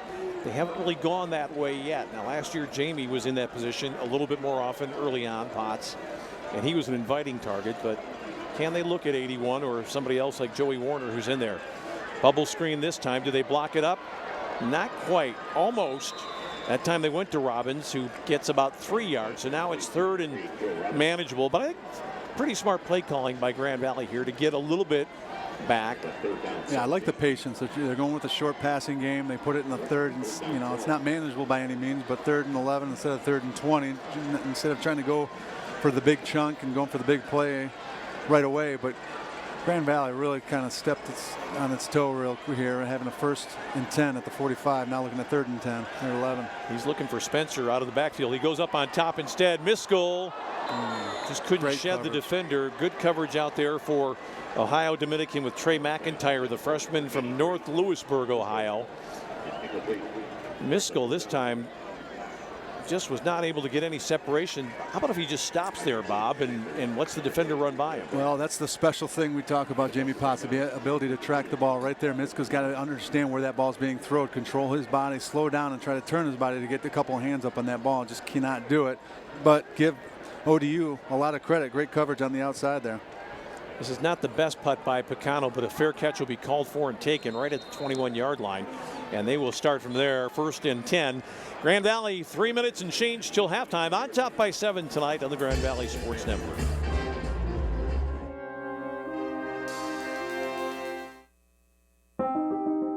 I was only 18 when I was diagnosed with cancer.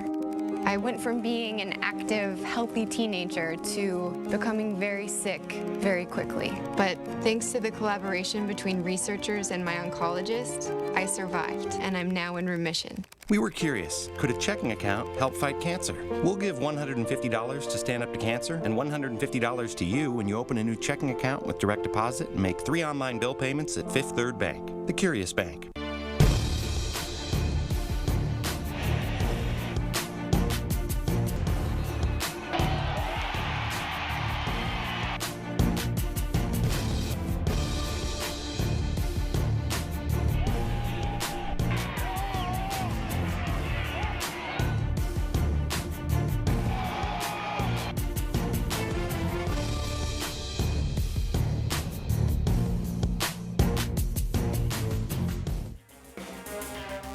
21-14, Grand Valley on top of Ohio Dominican, trying for a big turnaround win from a year ago when they were beaten 59-14. It's even hard to do.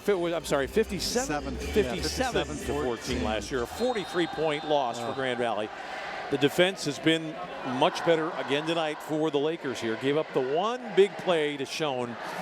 Otherwise, they've done pretty well. We're going to give it to Schoen on first down, and he's wrapped up quickly after a short pickup. I think it might have been Benzie that was down at the bottom. Another guy gets up from the bottom of the stack.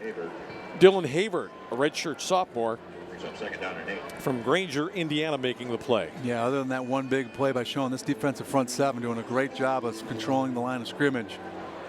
Grand Valley's got to be consistently doing that right now, trying to force ODU into some long situations on second and third down. Grand Valley getting some rotation. Judon is going out of there right now. That's why Havert's in the ball game. Of course, DeAndre Hogan not available tonight because of injury. Miller looking to throw up on top. This is going to be a Grand Valley catch if anybody gets there. And for some reason, the receiver stopped. The defender just kept right on going. And unfortunately, it was for Grand Valley, the defensive back that couldn't quite get there. Trey Walton. It was Trey Walton, the redshirt freshman from Southfield. Boy, I think he was thinking to himself, I got this all the way, and it just got out beyond him. I wonder if he's thinking he should have left his feet there. That's what I was just about to say. A kid that, defensive backs always want to make the big play. They want to try to catch it with their feet on the ground and try to return it for 6. But maybe if he left his feet, maybe get the pick. But great job of coverage right there. Yeah, Grand Valley will take that. And they've got a chance to make a play here and see out the first half if they can turn the Panthers over here on 3rd and long.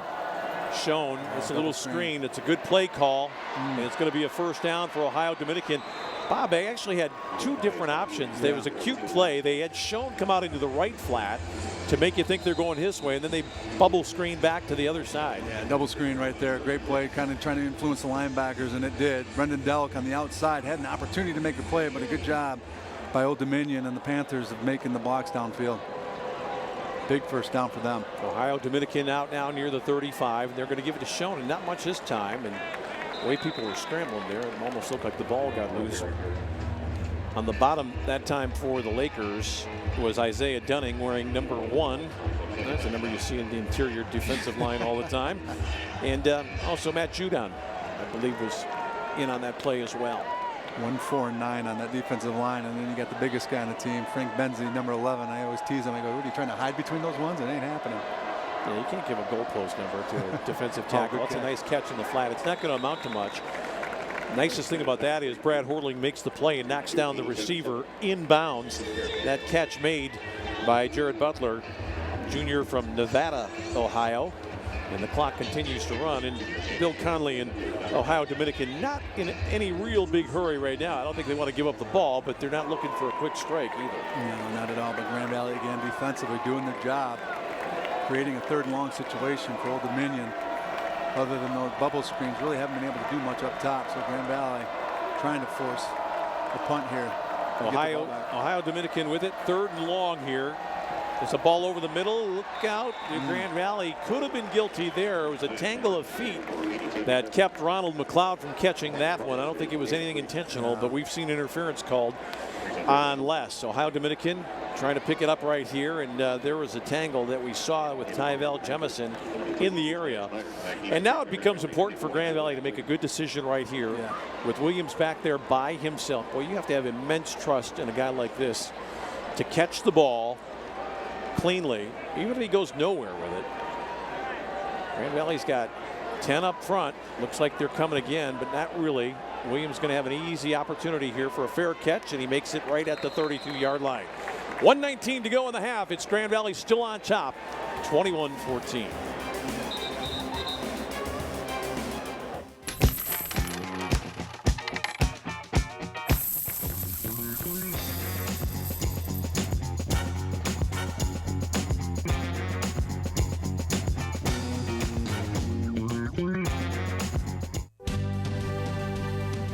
Something every single day at Grand Valley State University about who you are and who you can become, about where you've been and where you're going, about your goals and how to accomplish them. At the end of the day, you know what you want from life. Find it within yourself. Find it within Grand Valley State University. Well, it's been a heck of a night so far, and we see the last of the sunlight to our west here in West Michigan. That's over toward the view, Lake Michigan way, which is about 25 miles down the road. Glad to have you with us here tonight. I'm Tom Cleary along with Bob Mitchell and the rest of our broadcast crew on the Grand Valley Sports Network. Ohio Dominican, a team that's given Grand Valley a heck of a tussle each of the last couple of seasons. Right in this one here tonight, but the Lakers have moved on top for the first time by the score of 21-14 after trailing twice in this ball game. Michael Rattay is the running back. I think Grand Valley might try to keep it on the ground, though, or maybe not. They go out to Pitts, who's got a catch. He's down at the 39-yard line. The clock will continue to run. It's a pickup of 7, and maybe 6 for the Lakers here. Grand Valley would like to hit an intermediate ball here, then maybe think about getting a timeout. Well, they're looking to go here, the Lakers are. Parling's going to swing it out to Rattay. Can they block it up? They do. Rattay, can he get out of bounds? He does. Nice job. Picks up the first down near midfield, just shy at the 48-yard line. Well, one thing we talked about earlier was the tough time we were having blocking DeTuan Harris. He was on the short side that time. He wasn't on this side. We'll get a good look at it right here. The receiver's doing a good job. Oh, there he is on the outside. Potts doing a good job of getting his hands on him. And well, Grand Valley had 2 people in the area that time. Maybe a slight wrinkle to that play. Heath has got a little bit more time now. Going down the middle. Potts, one got away from Jamie there, and it could have been an interception.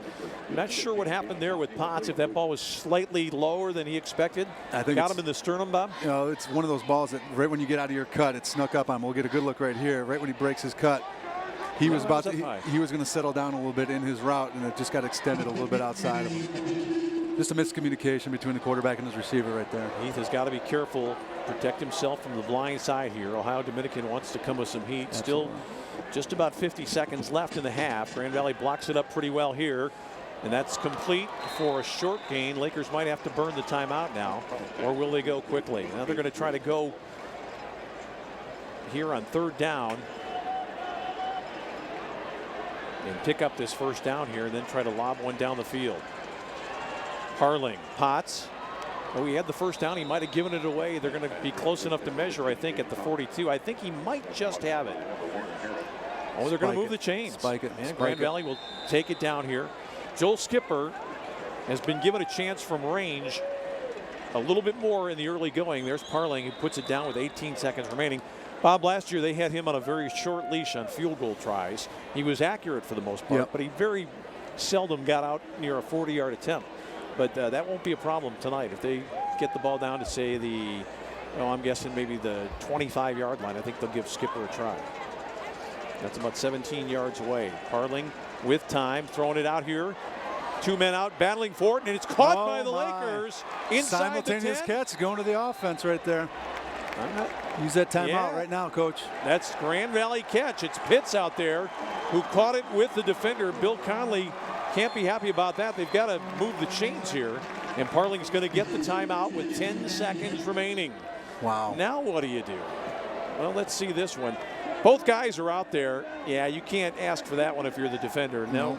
Anytime you get a simultaneous catch just like that going down to the ground, it goes to the offense. Yes, indeed.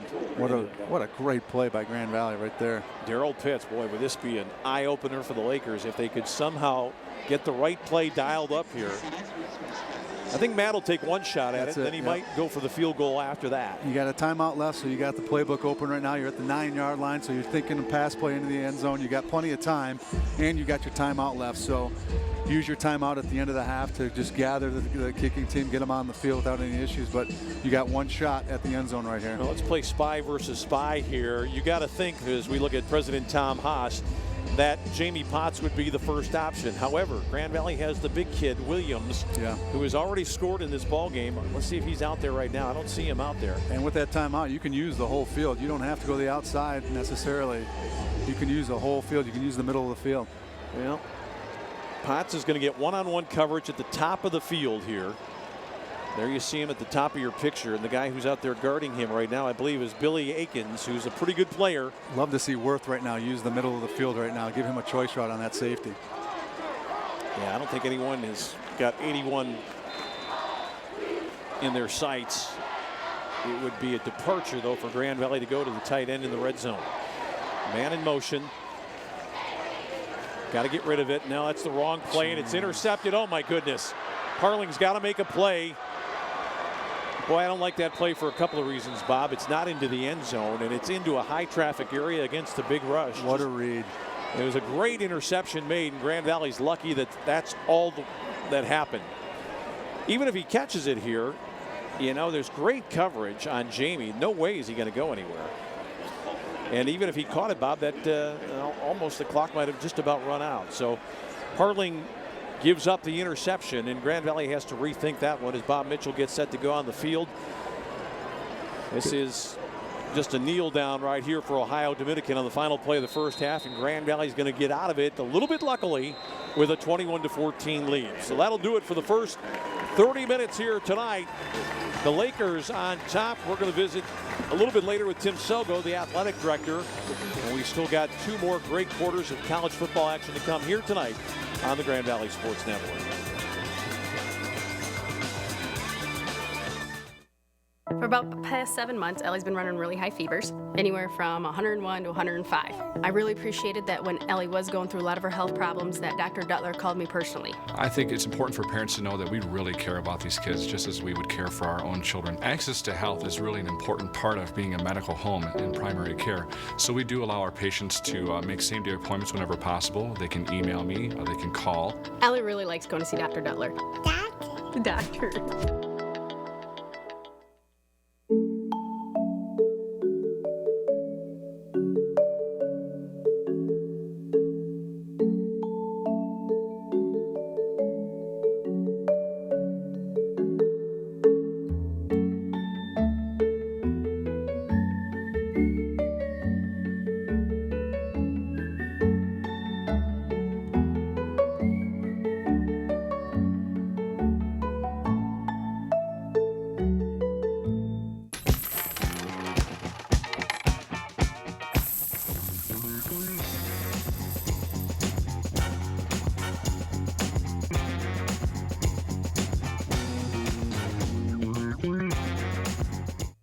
Hey John, check it out.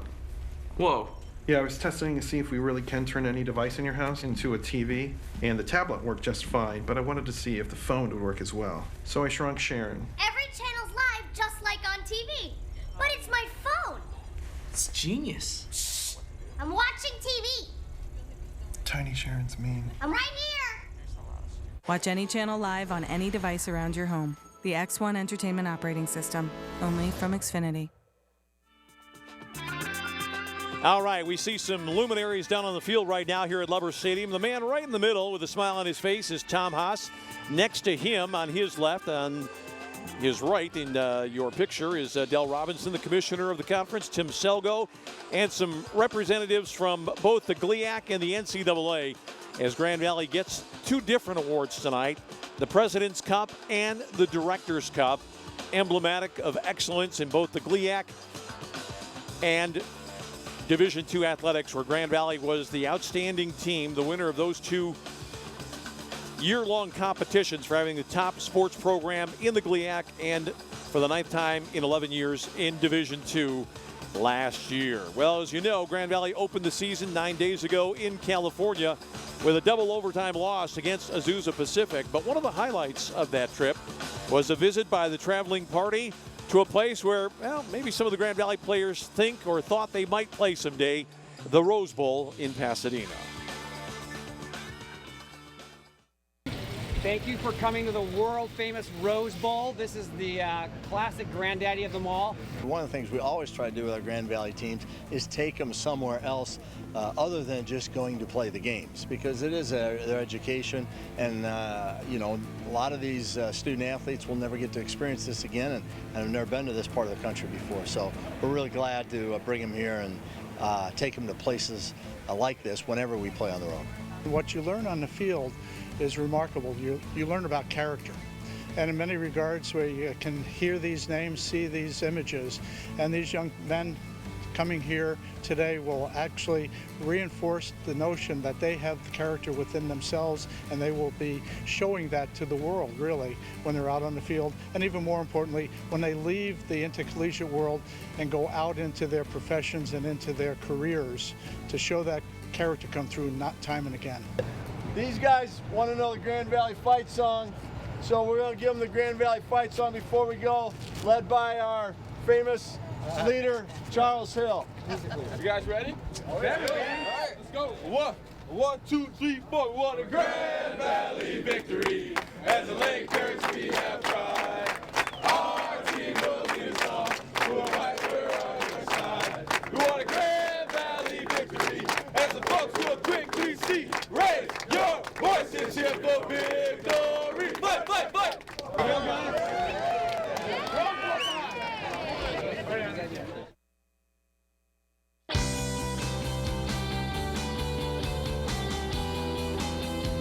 As a senior in high school, didn't really know what to expect, but when I stepped in Grand Valley's doors, the atmosphere and just the level of competition and intensity here was unmatched across the board to other schools I visited. Before coming to Grand Valley, I used to see Division II teams play on ESPN, and I said, I want to do that. Knowing that I know the following year I'll be playing in the national championship game. He's at the 50, he's at the 40, he's at the 30, he's at the 20, 10, 5, and it's a touchdown, Lakers! Of course, I'm playing at a broader scale right now in the NFL, but just the pure passion that the fans came out into Lovers with every day is unparalleled.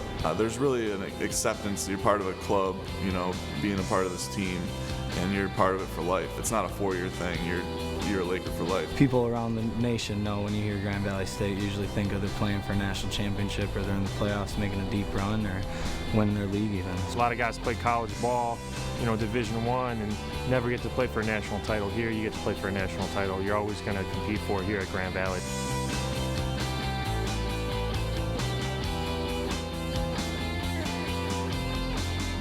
When I came here, they explained it as a big school with a small school feel, and that's exactly how it felt to me. Obviously, the school's grown tremendously in the last 10 years, but you still have the small town feel, and everyone's a family, just a nice community. It's a great location.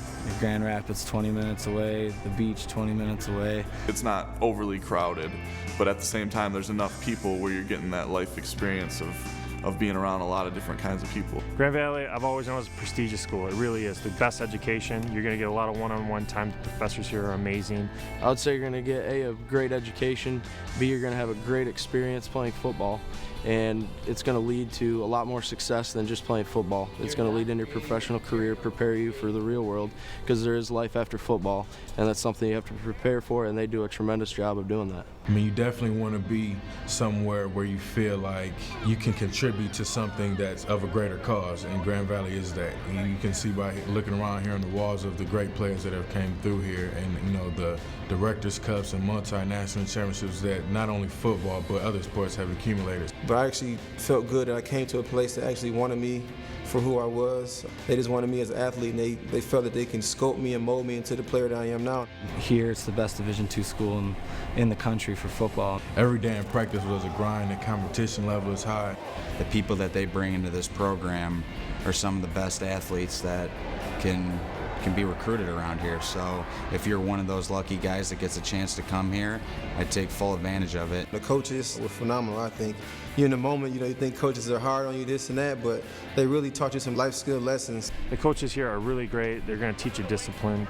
You know, you're not even going to become a better football player. You're going to become a better man, a better student. I learned the true value of hard work, discipline, how to be accountable as a human being. That's kind of what geared me and tailored my mindset for the NFL, and I believe that's why I've made it this far in my career. I'm going to year 6, and that's all because of the things I was instilled and learned here at Grand Valley State. These guys I played with, they're still my best friends. The coaches, they're still my mentors. Ever since I've been gone, they've been extremely supportive. I can call and talk to these guys anytime. it's not just everybody moving on after you're done playing here. You stay in touch with everybody, coaches and players alike. I come back every offseason. I train here. I train in the indoor facility, and they're great to me there. At the end of the day, it was a family here. It was a family atmosphere. It was a brotherhood. You could talk to any coach, they would respond to you. And then when it's time to go play, it's that much easier to go out there and play for the man next to you, your coach next to you, because we're just all inclusive, all brotherhood here. The family atmosphere, the chance to win a national championship, the fun that you have here, it's truly something that any college student would want to be a part of. And a bonus is being a Grand Valley football player, where the program and the tradition here is so unbelievable. There's nothing like playing for Grand Valley. There's so much pride here. You have the best coaching staff, you have the best facilities of Division II, and the best education you can get. I worked this hard to get to this level. I never forgot where I came from, and Grand Valley was the right place for me, and it gave me this push to get to the NFL and to be a Dallas Cowboy now. Grand Valley is prone to do bigger and better things, and this is only the beginning.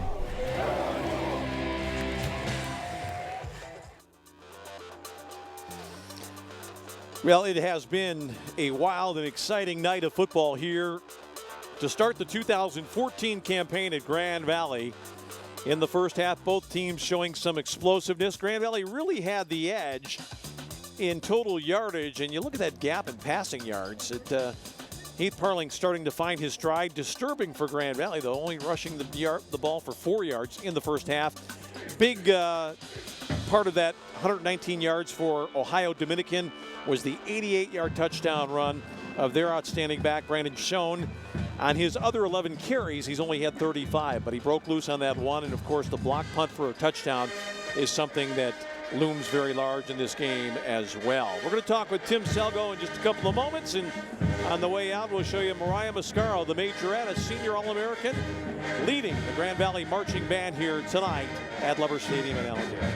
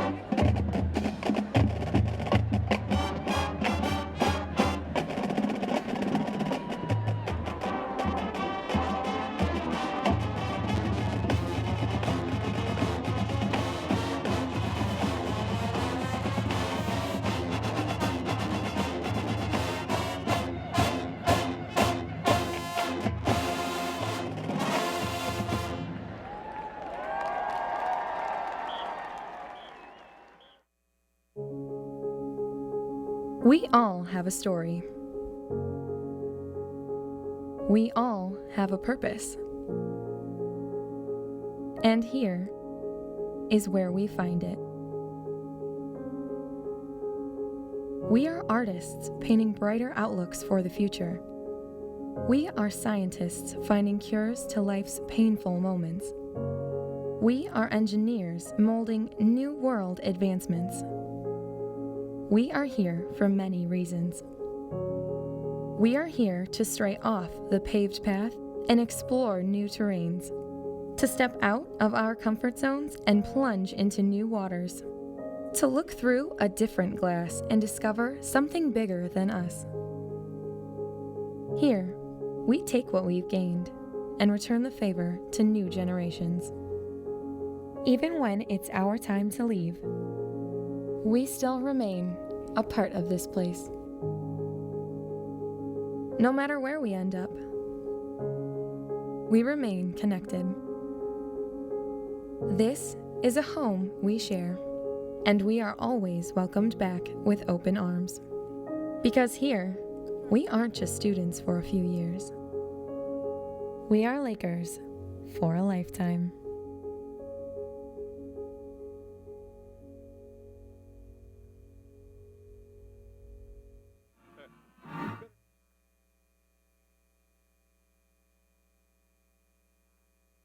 Many of our customers are repeat customers. Once they travel with Cardinal, they come back time and time again.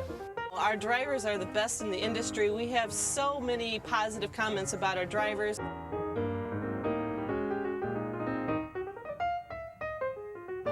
Cardinal Bus, 85 years of safe, reliable, worry-free transportation. Call us at 800-348-7487. If you sign up for DirecTV's latest deal, prepare to be blindsided. Because they'll double your rate before you know it. And you'll find you're locked into a 2-year contract that could cost you over $3,000. That's why the smart choice is Xfinity. You can see all the best action in football all season long, with no surprises. Don't get blindsided by DirecTV. Call 1-800-XFINITY today.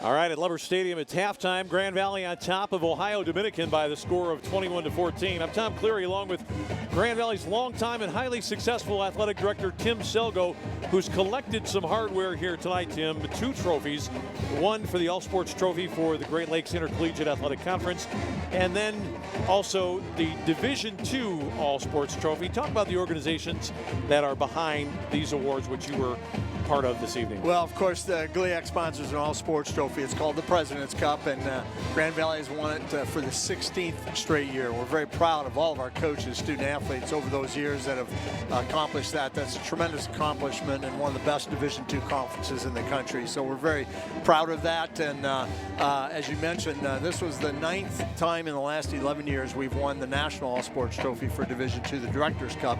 It's the Learfield Sports Directors' Cup. Learfield Sports is a sponsor of the cup. They do a great job. They're very supportive of it, as well as NACDA. NACDA is the AD's professional organization, and we had 2 gentlemen from both those organizations with us tonight, along with Steve Gronow, who is the NCAA Vice President. There's Brad Harrison from Learfield Sports joining President Haas at midfield, along with Del Robinson, our commissioner, and Pat Manick there from NACDA. And I don't know who that bald-headed guy is down there in the end, Tom, but shining that light off his head, that'd be me. But wonderful event for us to have our student athletes come down and be a part of it and enjoy their accomplishment. I would also like to add, besides our competitive success, last year during the winter semester, 65% of our student athletes achieved a 3-point grade point average or better, and that's not hard to, or that's not easy to do. We challenged them, and they responded to the challenge, and it was our highest ever. When we talk about the Learfield Sports Award, Tim, one of the things that I remember back about a decade ago, or a little longer ago than that,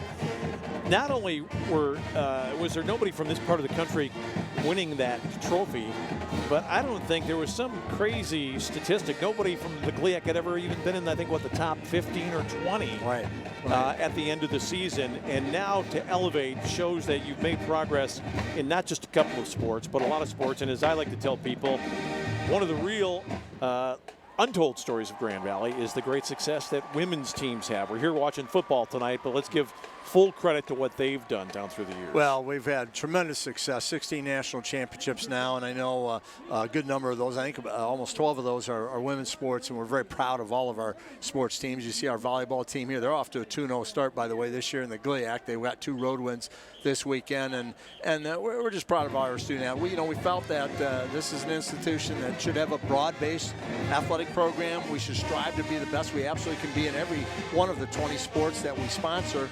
And our student athletes and coaches have responded, and the number one reason why we've been able to achieve this success, Tom, we have a great school.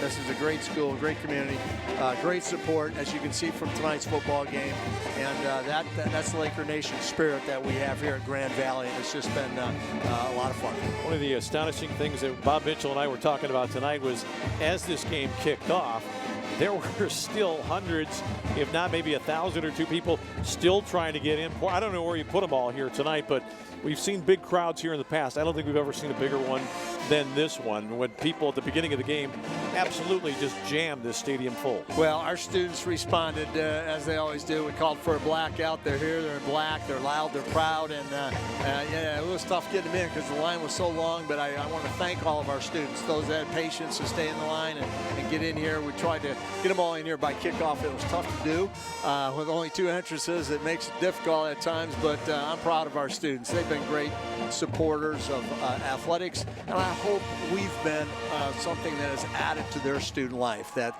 they can look fondly on their years here of coming to Laker football games and really have a lot of fun. Well, they might have missed that first Ohio-Dominican touchdown, but they certainly were here in time to see all 3 from Grand Valley. Let's hope that they see a few more here in the second half. Tim Selgo, the athletic director. Tim, thanks for joining us here tonight. Thanks, Tom. Appreciate it. Let's take a break right now. The second half just ahead. Grand Valley on top here tonight against Ohio-Dominican. It's 21-14 on the Grand Valley Sports Network.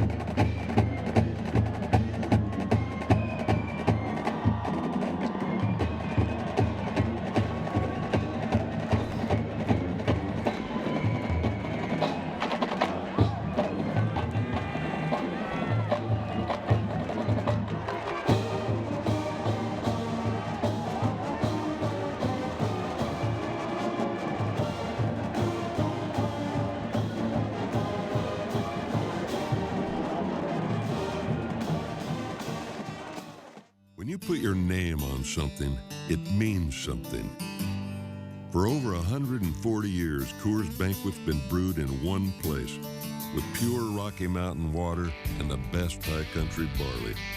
And someone with the name Coors still tastes our beer every week, making sure it tastes as good today as it did in 1873. That's something we're proud to put our name on. Coors, the banquet beer.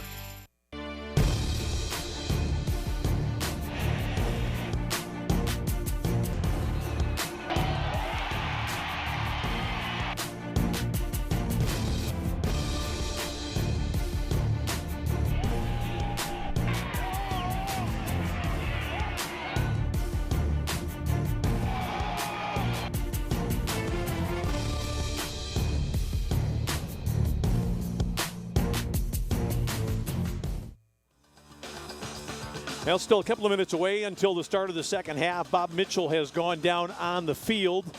Matt Mitchell is talking with a couple of his troops down there before he heads over. But the Lakers, down twice in this game, fighting back to take the lead by the score of 21-14. Some pretty dramatic plays. This is Sidney Omame picking up the block punt, returning it 25 yards for a score. The Lakers come back later, Parling leading the way. Little bubble screen here to the freshman Brandon Bean. He scores his first collegiate touchdown. And then here's shown on that trap play. Eludes a tackle, good stiff arm right there on Jack Sauber. Well, I'm not sure if that was Sauber. That might have been actually Trey Walton. Then he outruns everybody to the end zone to put his team on top. Grand Valley comes back with Potts with the ball down to the 1 yard line, and then Rattay going in. Bob Mitchell on the field with Matt Mitchell. Let's join them right now. Guys.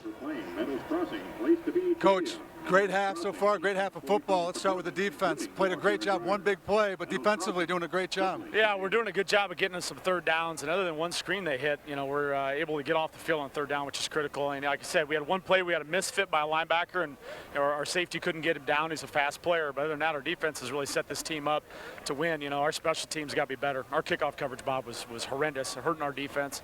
Obviously, we got a punt block for a touchdown, but it's a good football team we're playing. You can see there's two teams going back and forth, and probably come down to turnovers here second half. I really think that I told our team if we can get to a 2-score lead the way our defense is playing, you know, we'll feel a lot better about the situation. Offensively, Heath Parling doing a great job, putting your offense in great situations. Run the ball a little bit better in the second half? Got to run the ball a little bit better, you know, but at the same time, they're bringing some pressure, and that's why you're seeing us probably throw more screens. Yep. And our screen game has hit other than the one we threw, you know, for a pick down here. So that was a kind of a missed opportunity, but they're loading a lot of guys up in there, you know, and so we're throwing it more to the outside of the field, and we've had some guys make some plays. So, you know, you get bad box Felix, you know, you got to throw a screen game and be able to throw the ball. And I think he's done a good job managing that when he's seen it. Absolutely. Good luck in the second half, All right, Coach. thanks. Back to you, Tom. Okay, thank you, Bob and Matt Mitchell. A pretty good explanation from the coach right there. Sometimes you strive for balance that you cannot attain if a team is playing you a particular way. You talked about Matt Mitchell right there. He suggested that with so many guys in the box putting pressure on, Grand Valley is going to go side to side and try to spread this team out, and then get out and get it blocked up a little bit and make things happen. And they have had some success in doing that. So the Lakers able to overcome a couple of, well, just big plays, you might say. A block punt return for the touchdown. And then the 88-yard run by Schoen. But Heath Parling able to hit enough balls with some pretty gaudy numbers right there, averaging more than 10 yards per completion, a couple of touchdowns, and that late interception right at the end of the half. That would have been a very good spot for Grand Valley to tack on some points. Unable to do so, but the Lakers will be getting it here to start the second half. Grand Valley on top, 21-14 here tonight on the Grand Valley Sports Network. And if you're Heath Parling, why not? Get a seat, get a little bit of rest, and get yourself in a good frame of mind here for the final 30 minutes of this ball game here this evening. Grand Valley will be back here in a couple of weeks. Our next broadcast, the game against Lake Erie College, that takes place on the 27th. We talked about that big start for the Lakers at the beginning of the year. Azusa Pacific, which is ranked in the top 25 nationally even before their win last week. Ohio Dominican tonight, and then Ferris State in Big Rapids. That'll be a night game up at Top Tiger Field at 7 o'clock next Saturday, and then we'll be back the following week here for our television broadcast of the Lake Erie game before the Lakers go on to Hillsdale. A very busy month of September, 4 games for Grand Valley, and all potentially tough ones as the Lakers try to find their way after a trip to the national semifinals in the Division II playoffs 1 year ago, losing eventually to Northwest Missouri State, the team that went on to win the national championship in Division II football. So we take a look at some of the people trotting out there right now on the kick return team for Grand Valley. And it's kind of interesting. You see Jamie Potts, one of the guys back there, but Kirk Spencer is the guy that Grand Valley would like to see handle the football here on this kickoff, as Grand Valley will move from right to left. That's actually from the south toward the north on a night when there's really no big north wind or any kind of breeze at all, Bob. And if you're a football player, this is like Goldilocks and the Three Bears, you know, it's just right.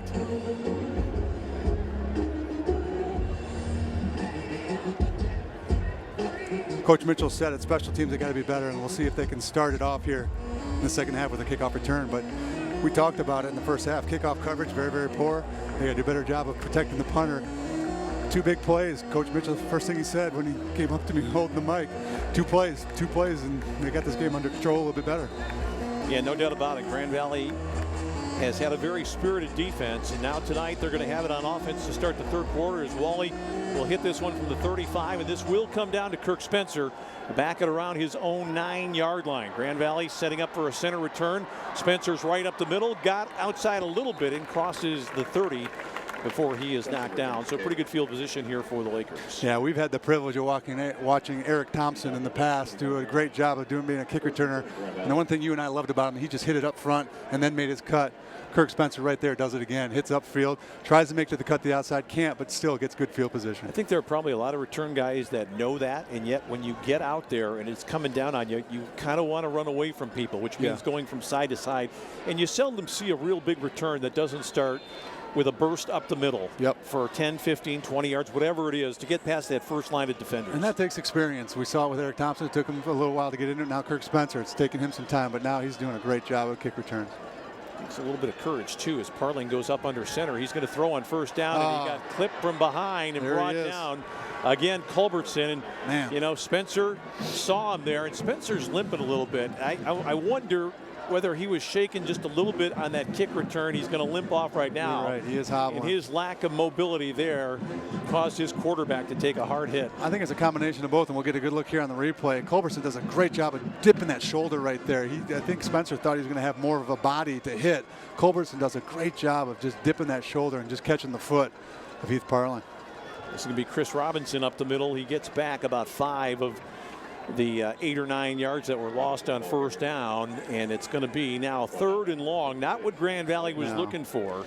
You got to be able to protect your quarterback, and Grand Valley had big problems with that last week. It's not been as much of a problem, but on a couple of occasions here tonight, it's reared its head again. And you and I were at the game last week, and we thought, you know, as spectators, not being in the booth and not having a whole lot of access to the coaches, that it was on the offensive line. But the coaches both told us that it was the quarterback and the running backs as far as protection issues last week. And right there on first down, we see another issue with the running back, and huge sack that now forces Grand Valley into a 3rd and long situation. Boy, who does he go to here? Jamie Potts is in there. Ohio Dominicans coming with some late heat. A ball up over the top. Can Misko get there? He does. There it is. That's a play that we were hoping that he would make in the first half. He does a great job of tracking that ball and turning his body. Good coverage, but Misko coming up big with a huge play for Grand Valley. And that's the ball. When you see it, it must drive you crazy as a coach. The ball whizzes right by the ear hole of the defender, but he doesn't track it. He doesn't get his head turned. Therefore, he doesn't really know which way to look, and he doesn't miss by much on that one. And it's a very good defender who's out there on that particular play. Give Heath Parling a lot of credit there. Perfectly placed ball, and that's a play that the defensive backs work all the time in practice, but if it's perfectly thrown like that, it's tough to make a play.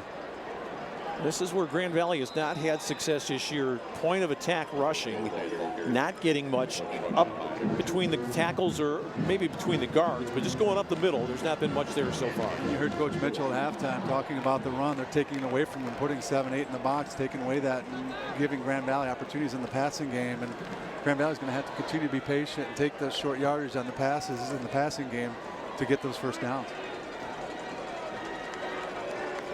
That was Rattay for a couple. He stays on right now. 3 wideouts here. Potts to the near side. Parling's looking to the other side. There he is. It's delivered, and it's going to be a catch. And how about that? It's a tight end reception for Joe Worth. We talked about him earlier. Joe Worth last year came on as a great pass receiving tight end. We've talked about him earlier in the year last year as being an integral part of the blocking scheme for Grand Valley offensively, and he came on like a storm, catching the ball left and right. Right there, I believe, might have been his first catch of this year. I saw an interesting stat earlier this week about Joe Robbins. 3 catches in the first game. He had 0 catches last year, even though he played the second most plays of anybody in the passing game. I think he got a little frustrated. Parling trying to throw it for the first down. Turns, fires. This one's just thrown away, which is not such a terrible idea for Heath. The clock was going off in his head. He may have had a little bit more time as he tried to get on top to Bean again, but he just took the easy outlet there. Grand Valley will play field position here in the first possession of the second half. You know, I mean, we talked about it, trying to make good decisions. He had plenty of time. He could have maybe even come back to his 3rd or 4th option. You had some receivers coming open on the backside, but he just, you know, wanted to get rid of it, didn't want to take a sack, and now Grand Valley forced a punt in Panther territory. Chris Picano has been mighty careful of late. He gets this one off, and this has got that right kind of spin on it. Let's see if they try to catch it. They do down at the 5-yard line. A fair catch made down there, and Ohio Dominican will have a long field to go. We're coming back with more on the Grand Valley Sports Network.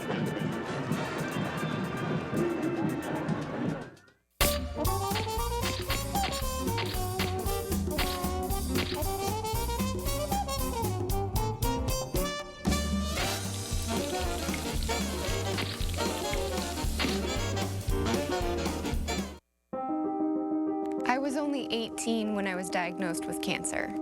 I went from being an active, healthy teenager to becoming very sick very quickly. But thanks to the collaboration between researchers and my oncologist, I survived, and I'm now in remission. We were curious, could a checking account help fight cancer? We'll give $150 to Stand Up to Cancer and $150 to you when you open a new checking account with direct deposit and make 3 online bill payments at Fifth Third Bank, the Curious Bank.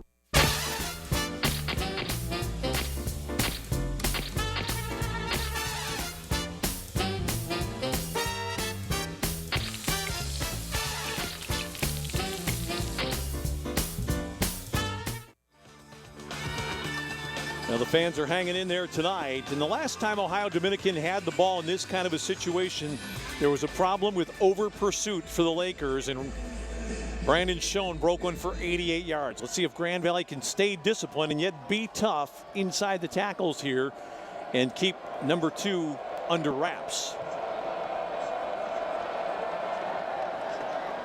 And it's a pretty basic play this time, and Schoen is able to narf it out to about the 8 or 9 yard line. You say basic, but that was the same trap play they ran on the other side of the end zone, or other side of the field, I should say. That created an 88-yard touchdown. Grand Valley doing a great job being more disciplined in their linebacker roles, not coming up too fast and filling that hole. Yeah, you just didn't see the space that you saw from that first run when there was a huge gap that opened up immediately. Second down, and they're going to only give him a pickup on the play of a couple of yards. I thought he got a little bit more than that. We saw the pile roll out, but they put him down dead at about the 7. So now they're saying 2nd and 9.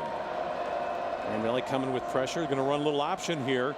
Kind of an interesting twist. They go with a new quarterback. It's Grant Russell, 12, who was in the ball game, and we saw that right away, Bob. And that's not a bad idea. The only problem is you're taking a chance with a guy who hadn't been handling the rock tonight. Exactly. And he did not look like he wanted to pitch that ball at all. Just being very careful with that ball. Didn't have anywhere to go with it anyway. Grand Valley did a great job defensively, but like you said, not only does he have to handle the snap, he also has to potentially handle a snap, and tricky play. Tough to take out your 3-year starter, senior quarterback in this situation. Well, before the now somebody goes down injured, a player just went down under his own power, and that's a little bothersome right there. The guy that goes down is Abe Johnson.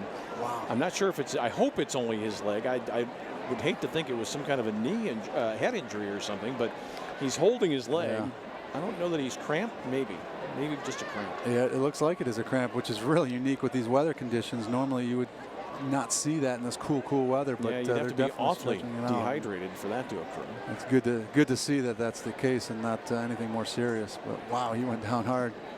He must have just had a calf just lock up on him. Yeah, to go down like he fell over as he was trotting out into his position in the slot there, and he is a top choice for the veteran quarterback Miller. Last week, Abe Johnson was the leading receiver with 5 catches. You see Coach Mitchell talking to the officials. It also could have been a really unique way to get a timeout for Old Dominion, which I think Coach Mitchell and his staff might be thinking. Now, Ohio Dominican here with 3rd and 9. And let's see what kind of chances they take. Grand Valley's got they're pressing all the way across the line. Will they drop back a little bit here? They're going to throw it up in the air. Grand Valley's got people there, and it's nicely intercepted. Covered. It is.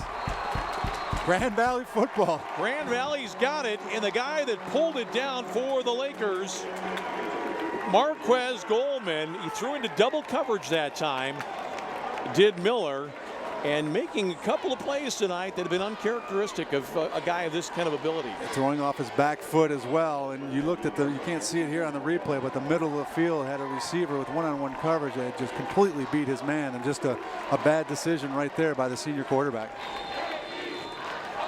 Okay, you're seeing some fierceness out there on the edge tonight for Grand Valley. Some guys are really making plays. We saw that interception in the first half. It was Devontae Jones who caught it flat on his back, right, Bob? Yep. And now Grand Valley with a short field here. Can they make it happen? A trap block here for Spencer. Knifes back inside. I like that from Grand Valley. That's a little bit of a counter look, wasn't it, Bob, on that play? Absolutely, creating a lot of pressure on the outside for the defensive backs. But Billy Eakins, the one who had that interception before the half, does a nice job of coming up and making that tackle. Otherwise, Kirk Spencer's running through the end zone right now. Well, Aikens with the tackle, but a pickup of 5 for Spencer. Potts now comes out on this play. Grand Valley looks a little bit confused trying to get this one in. Parling is going to get him up to the line of scrimmage. He's still got plenty of time, but here's the ball at the 19-yard line, or at the 24-yard line. You've got Chris Robinson all the way back at the 32 on that deep handoff, and he didn't really go forward great, but I think he's going to get the first down. It looked to me like there was some straight ahead yardage to be taken there, but he saw something else and shifted outside. Grand Valley running backs have done a nice job of putting their head down, getting positive yards, but we haven't seen the big play out of these running backs last week or this week as far as trying to create some big holes, and you wonder whether or not it's just the defense that's given them some troubles last week and this week, or if it's just the offensive line not gelling quite yet and the running backs just not seeing it. We just haven't seen the explosiveness out of this running game that we've seen in the past. That was not a very favorable spot for Grand Valley. They're going to come up shy. It's going to be 3rd down and 1. Chris Robinson's got to get straight forward and get this yardage here, and he does. Good old-fashioned football right there. No messing around, no side to side. Just a quick burst, and the people on the left side for Grand Valley making that happen. That's Jim Walsh up there with Laboon, two of the most trusted guys that you have in that group. First down for Grand Valley at the 17 as the Lakers try to double up here on Ohio Dominican in the third quarter. It's 21-14 Grand Valley, which has trailed twice in this game. Grand Valley's got Jeremy Byers in there as a protector for Parling. He now goes to a more conventional tight end position. Heath with time going to fire it up here for grabs. Let's see who gets there. Oh, it was a Grand Valley bump that was fortuitous. Looked like the defender had the inside route to that one. The pass was intended for Matt Williams, similar to the touchdown play earlier, but defended quite well. And I think it was Akins out there making the play for Ohio Dominican. Yeah, good coverage. Akins just waiting and doing a great job of spying that ball and seeing it and making the break. And Williams, like you said, had a little bit of a bump. I think if he had maybe come down with that ball, there might have been a flag on that one. Akins did a great job, I think, on the back pedal there, Bob. We talk about defenders not getting their head turned. He was looking in at Parling the entire way. He saw that ball from the moment it left the quarterback's hands. Rattay, the running back. Let's see if Grand Valley goes back on the ground. Play action. Man open in the flat. Can he get it out there?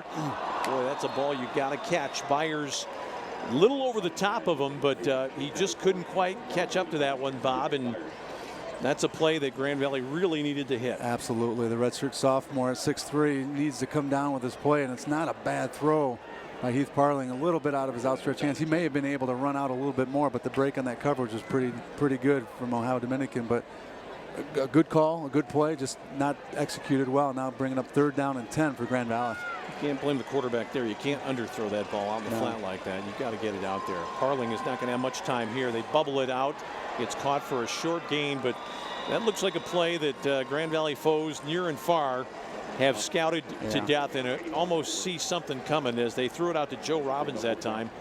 And what I like about it from Ohio Dominican standpoint, they got the initial burst and they started to retreat back into the area. Both the defensive line and the linebackers, along with the defensive, all three phases of that defense read that play very well. That was going nowhere, and Grand Valley has got to come up with a counter for that play, whether they fake it and go up top or run it the other way on a double fake. Joel Skipper on for a 35-yard field goal try. He hits it pretty well, and he knocks it through for a 10-point Laker lead. So we'll take a break right now. 7.5 left here in the third quarter. Grand Valley 24, Ohio Dominican 14 on the ground. For about the past 7 months, Ellie's been running really high fevers, anywhere from 101 to 105. I really appreciated that when Ellie was going through a lot of her health problems, that Dr. Duttler called me personally. I think it's important for parents to know that we really care about these kids just as we would care for our own children. Access to health is really an important part of being a medical home in primary care. So we do allow our patients to make same-day appointments whenever possible. They can email me or they can call. Ellie really likes going to see Dr. Duttler. The doctor.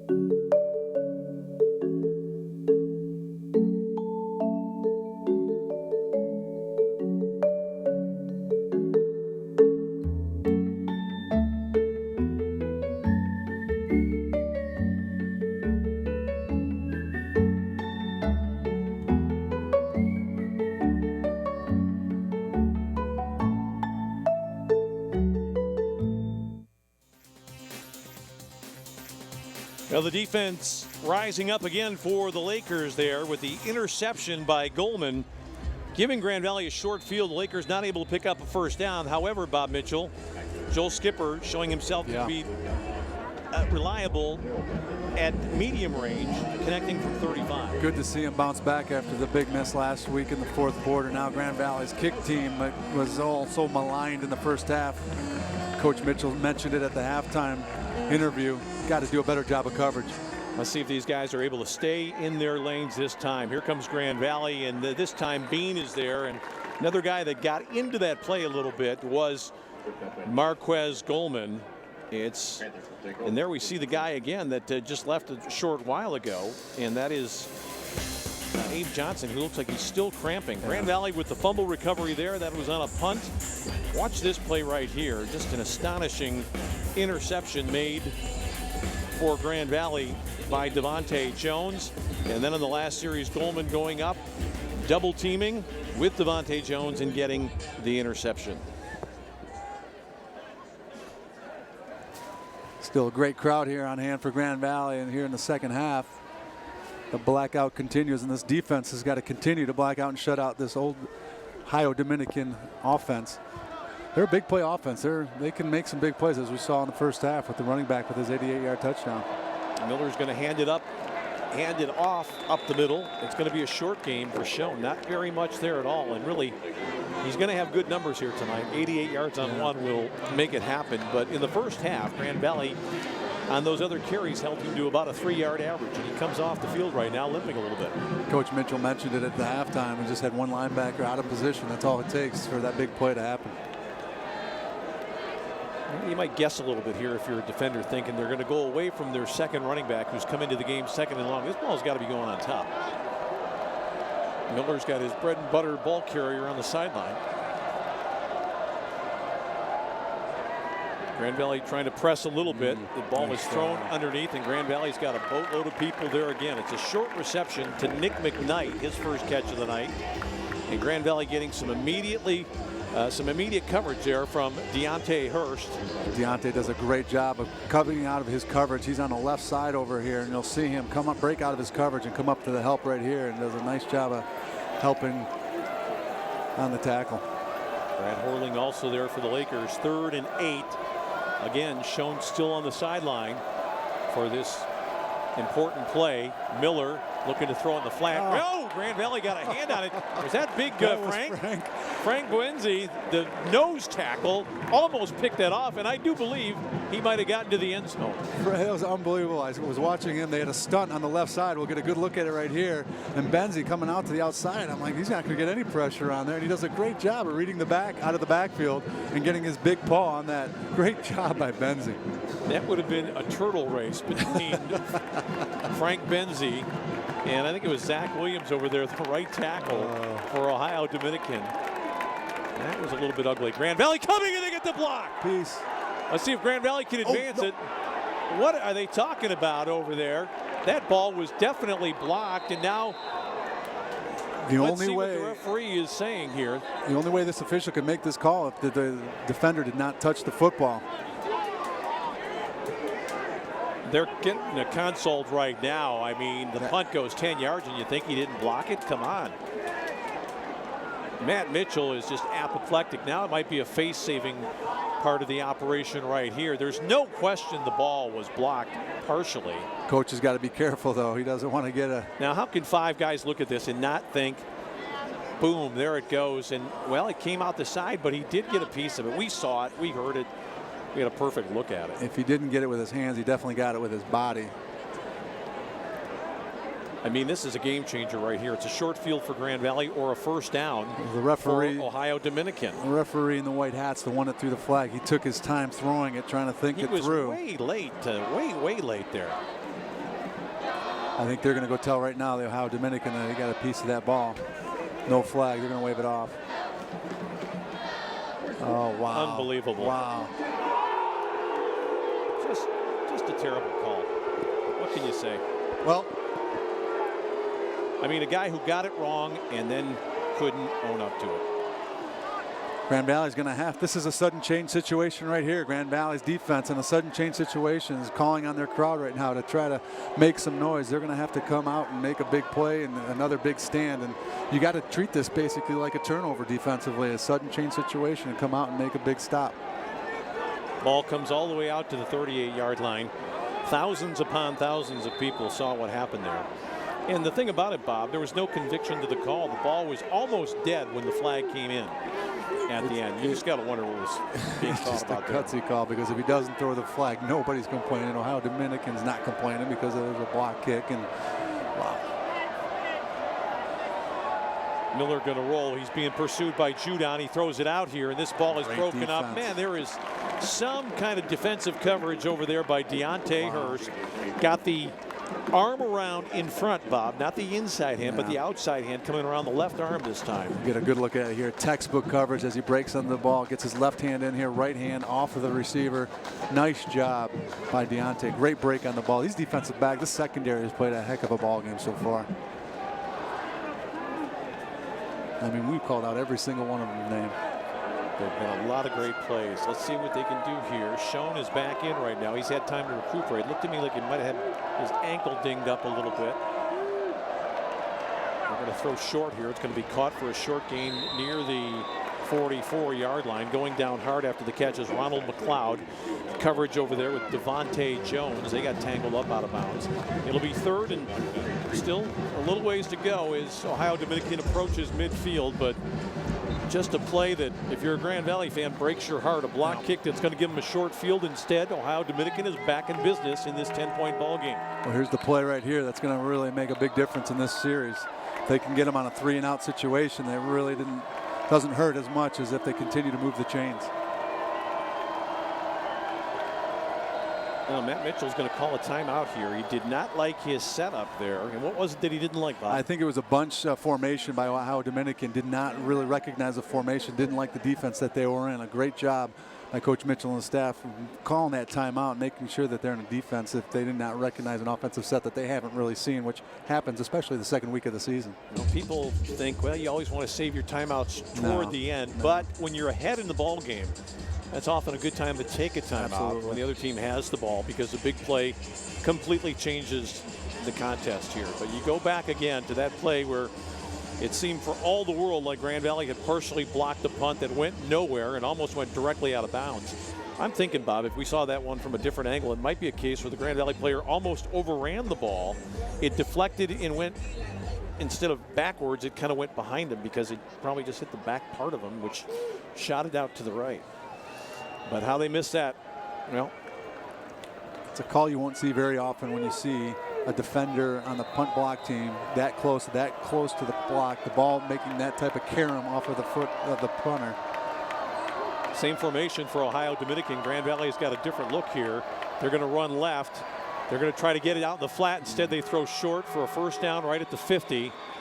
Nice catch made there by Des Stewart. Grand Valley had decent coverage, but yeah, that's a good tough throw made running left by Miller for a first down. It looked like they were trying to get it to the outside and trying to put the pressure on Brad Horling, but Mark Miller sees that Horling does a nice job of breaking on that ball, and great patience by Mark Miller getting it to his inside receiver. Yeah, it was Dante Carey. Here's Schoen again. Schoen's got some yardage, but somebody grabbed on from behind for the Lakers. It was, I think, it might be Matt Mosley, number 4 there, that made that tackle. And this is one of those drives that Coach Mitchell talked about in the beginning of the game when we had a conversation about trying to get other defensive linemen in and not wearing down this defensive front, which we saw last week. They got worn down. Schoen on the stretch play. He's able to make the first down. Give it to him. I thought Grand Valley had that defended pretty well, but he was able to stay on his feet down inside the 40. First and 10 for Ohio Dominican. It's a drive that's eating up a little bit of clock, but time is really not a problem right now for Ohio Dominican here in the third quarter, down 10. Well, you can watch some of the defensive linemen right now with their hands on their hips looking a little bit fatigued, and I'm surprised that they haven't shuffled in a couple more defensive linemen to give them a blow. And you got Dylan Havert over there, who's played some at defensive end. Miller tries to bubble screen it out there. They blocked it up well, but great pursuit by Grand Valley's interior defensive lineman, Isaiah Dunning, who chased out into the flat and ran him down, Bob. A great play by Isaiah, but another play that's going to tire your defensive lineman down when they have to come up and try to put pressure on the quarterback and then have to turn and run 15, 20, 25 yards to chase down a wide receiver. Really wears down that defensive front. Watch for Ohio Dominican to come back with a run play right here on an entire defensive line for Grand Valley. See if Frank Benzie can plug it up a little bit. They go inside with the new back on, but there is Matt Judon on top of the runner, Robert Williams, for only a short game. So it's third and, again, considerable as Schoen comes back in. Williams goes out. Matt Judon, 2 tough injuries each of the last 2 seasons. Yeah. It's great to see him back. You know, he's from West Bloomfield, the same town as Danny Richard, who had a very similar career arc. Yeah. Great player, hurt twice, finally had to give it up. But Matt Judon has come back and played well so far, knock on wood. Third and 4. See if Grand Valley can put some pressure on the quarterback. They haven't been able to do that all night. Throws to a man in the flat who's wide open. It's Abe Johnson, who's finally dragged down inside the 30. Grand Valley gave a little ground over there. It was decent coverage. David Talley, the linebacker, had to get over there and make the tackle. And again, this all goes back to the personal foul that was called on a partially blocked punt that has really given new life to Ohio Dominican. They're going to pitch sweep it out here with Schoen. I don't think he's fast enough to get around the corner. Oh, he does a great job. Wow. He got out there. He did stutter step. It looked as though I think Judon might get him, and now a flag comes in late. I don't know what that's all about. No, I didn't see a Grand Valley player in the area. Somebody on the sideline say something, you think? Because the player did not go down until he was a little ways out of bounds. This will be an interesting call and a big call, whichever way it goes. You know it's a 15-yard penalty one way or the other. One thing you do not want to happen as officials to have any type of It does not look like it's against Grand Valley right now. I don't see anybody even thinking about backing up. And this place is going to explode if it's against the Lakers, which you'd have to say 50-50 call.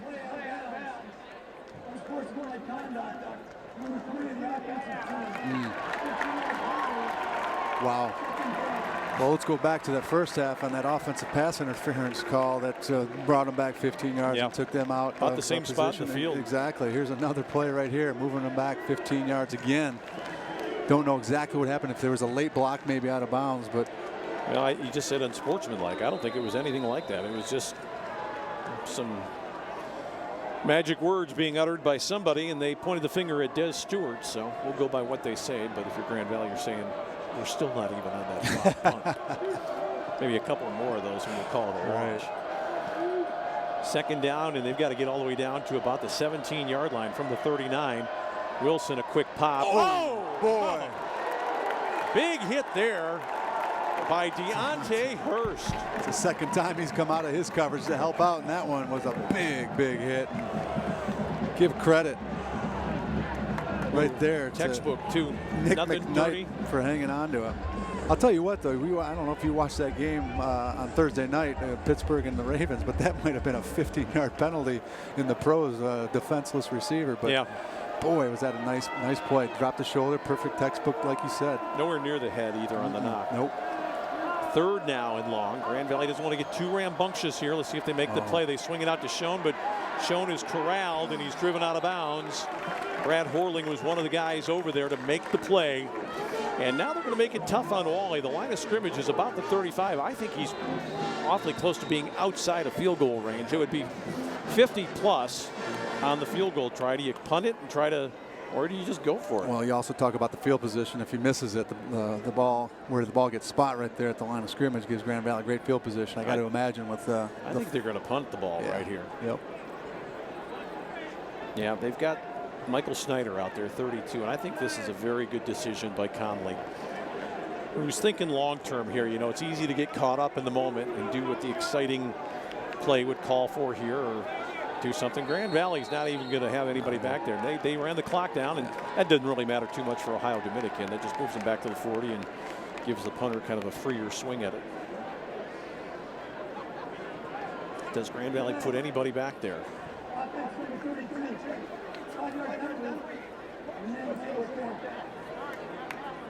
It looked like they were going to go originally with a punt safe formation right there, just trying to make sure that they kick the ball. Now with that move back a little bit, they're going to give Williams an opportunity to get back there and either fair catch it or maybe even make a return depending on the kick. It's a big play for Matt Williams because you know he's going to try to dink it. When that happens, sometimes they kind of whiff it all together. And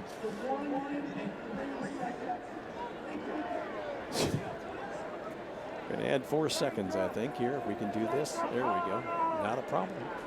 Clock's working well this year, Bob. Got it greased up and everything's operating as it should be. Well, right now, I think Williams is even a little bit too deep right now, but he's locked at the 10. He's not going to back up. Heels on the 10, don't back up. There you go. He's going to come up and catch this ball. Attaway. Well done at the 15-yard line. Only a 25-yard kick. No return. Under a minute remaining in the third. Grand Valley still nursing a lead. 24-14 on the Grand Valley Sports Network.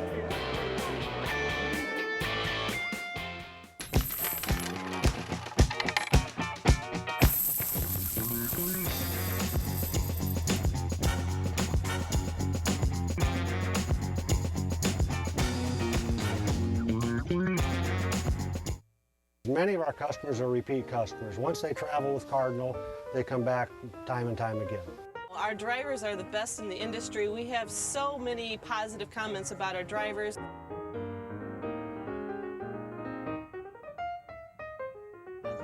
Cardinal Bus, 85 years of safe, reliable, worry-free transportation. Call us at 800-348-7487. Hey John, check it out. Whoa. Yeah, I was testing to see if we really can turn any device in your house into a TV, and the tablet worked just fine, but I wanted to see if the phone would work as well. So I shrunk Sharon. Every channel's live just like on TV, but it's my phone. It's genius. Shh. I'm watching TV. Tiny Sharon's mean. I'm right here. Watch any channel live on any device around your home. The X1 Entertainment Operating System, only from XFINITY. Okay, Grand Valley trots out with the ball right at the 15-yard line. The Lakers have not been able to knife out much yardage on the ground, but they would dearly love to do so right now with Michael Rattay into the contest. There you see Grand Valley at the south end of the field here. Parling. That's Worth, the H-back. Grand Valley looking to throw. Parling's got time. He throws it long. Potts. Just a little bit too high for Jamie that time. Coverage provided over there, again, pretty expertly by Brad McCurdy this time, the junior from Columbus, Ohio.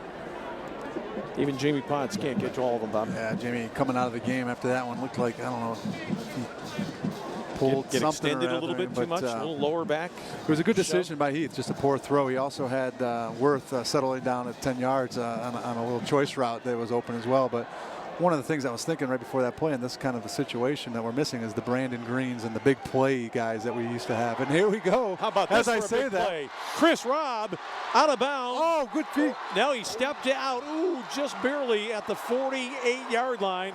Matt Mitchell trying to get his guys away from the officials, and there's some player down there, one of the freshmen or redshirt players down there protesting. I watched his footwork. We're going to get a good look at it right here. I don't see where he stepped out. Okay, I thought he did, Bob, but I'll trust you here. 1, 2. We can't no, see we can't it see there. that outside foot. Man, the official was right there, though. Give him credit. He was right there on the play. But still, that's the best running play of the year for Grand Valley right now, and it came at a very important time. I'm going to start talking about guys not coming up with big plays more often, because as soon as I talk about the Brandon Greens and the Brandon Langstons and those kids that be able to make those big 60, 70-yard plays. Huge run by Chris Robinson. That's the best burst that we watch out, Heath. And on the final play of the third quarter, Grand Valley takes a huge sack all the way back near the 35. It'll be a loss on the play of about 13. And as we start the fourth quarter, it'll be 2nd and 23 for the Lakers. But Grand Valley still on top here tonight by 10. 15 to go on the Grand Valley Sports Network.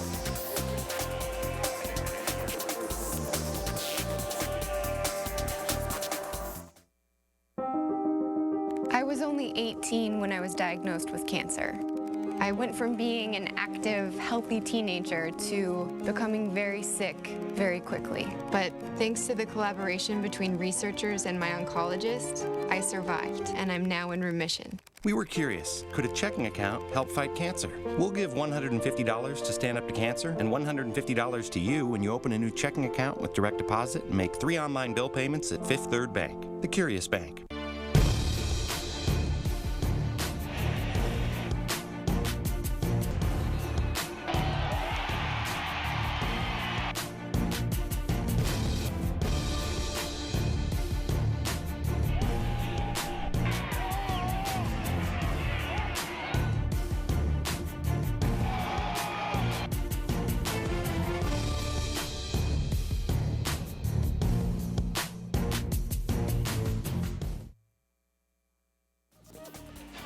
Well, thanks to Chris Robinson, Grand Valley moved the ball out toward the middle of the field, but on 1st and 10, Parling forced to take a sack, and that was one, Bob, where he just could not get that ball up in position to throw and get rid of it any way, shape, or form. No, it looked like they were looking at a double move on the outside, which is a play that takes a long time, and they brought a blitz from the outside, and that's something that Heath has to recognize and just get rid of the ball. Here comes the blitz to the outside and the inside.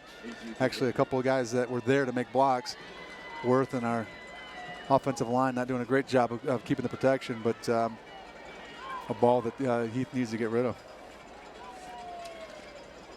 Boy, they're coming with some heat again, and Parling's going to get hit again. He got hit up around the head and finally dragged down. And again, I'm not really sure who you're fooling with play action there, Bob, on 2nd and 23. Sometimes you just need to drop it and get rid of it. Boy, oh boy. But that's a huge loss, and now Grand Valley has lost almost all the yardage that they had from Robinson that started this series.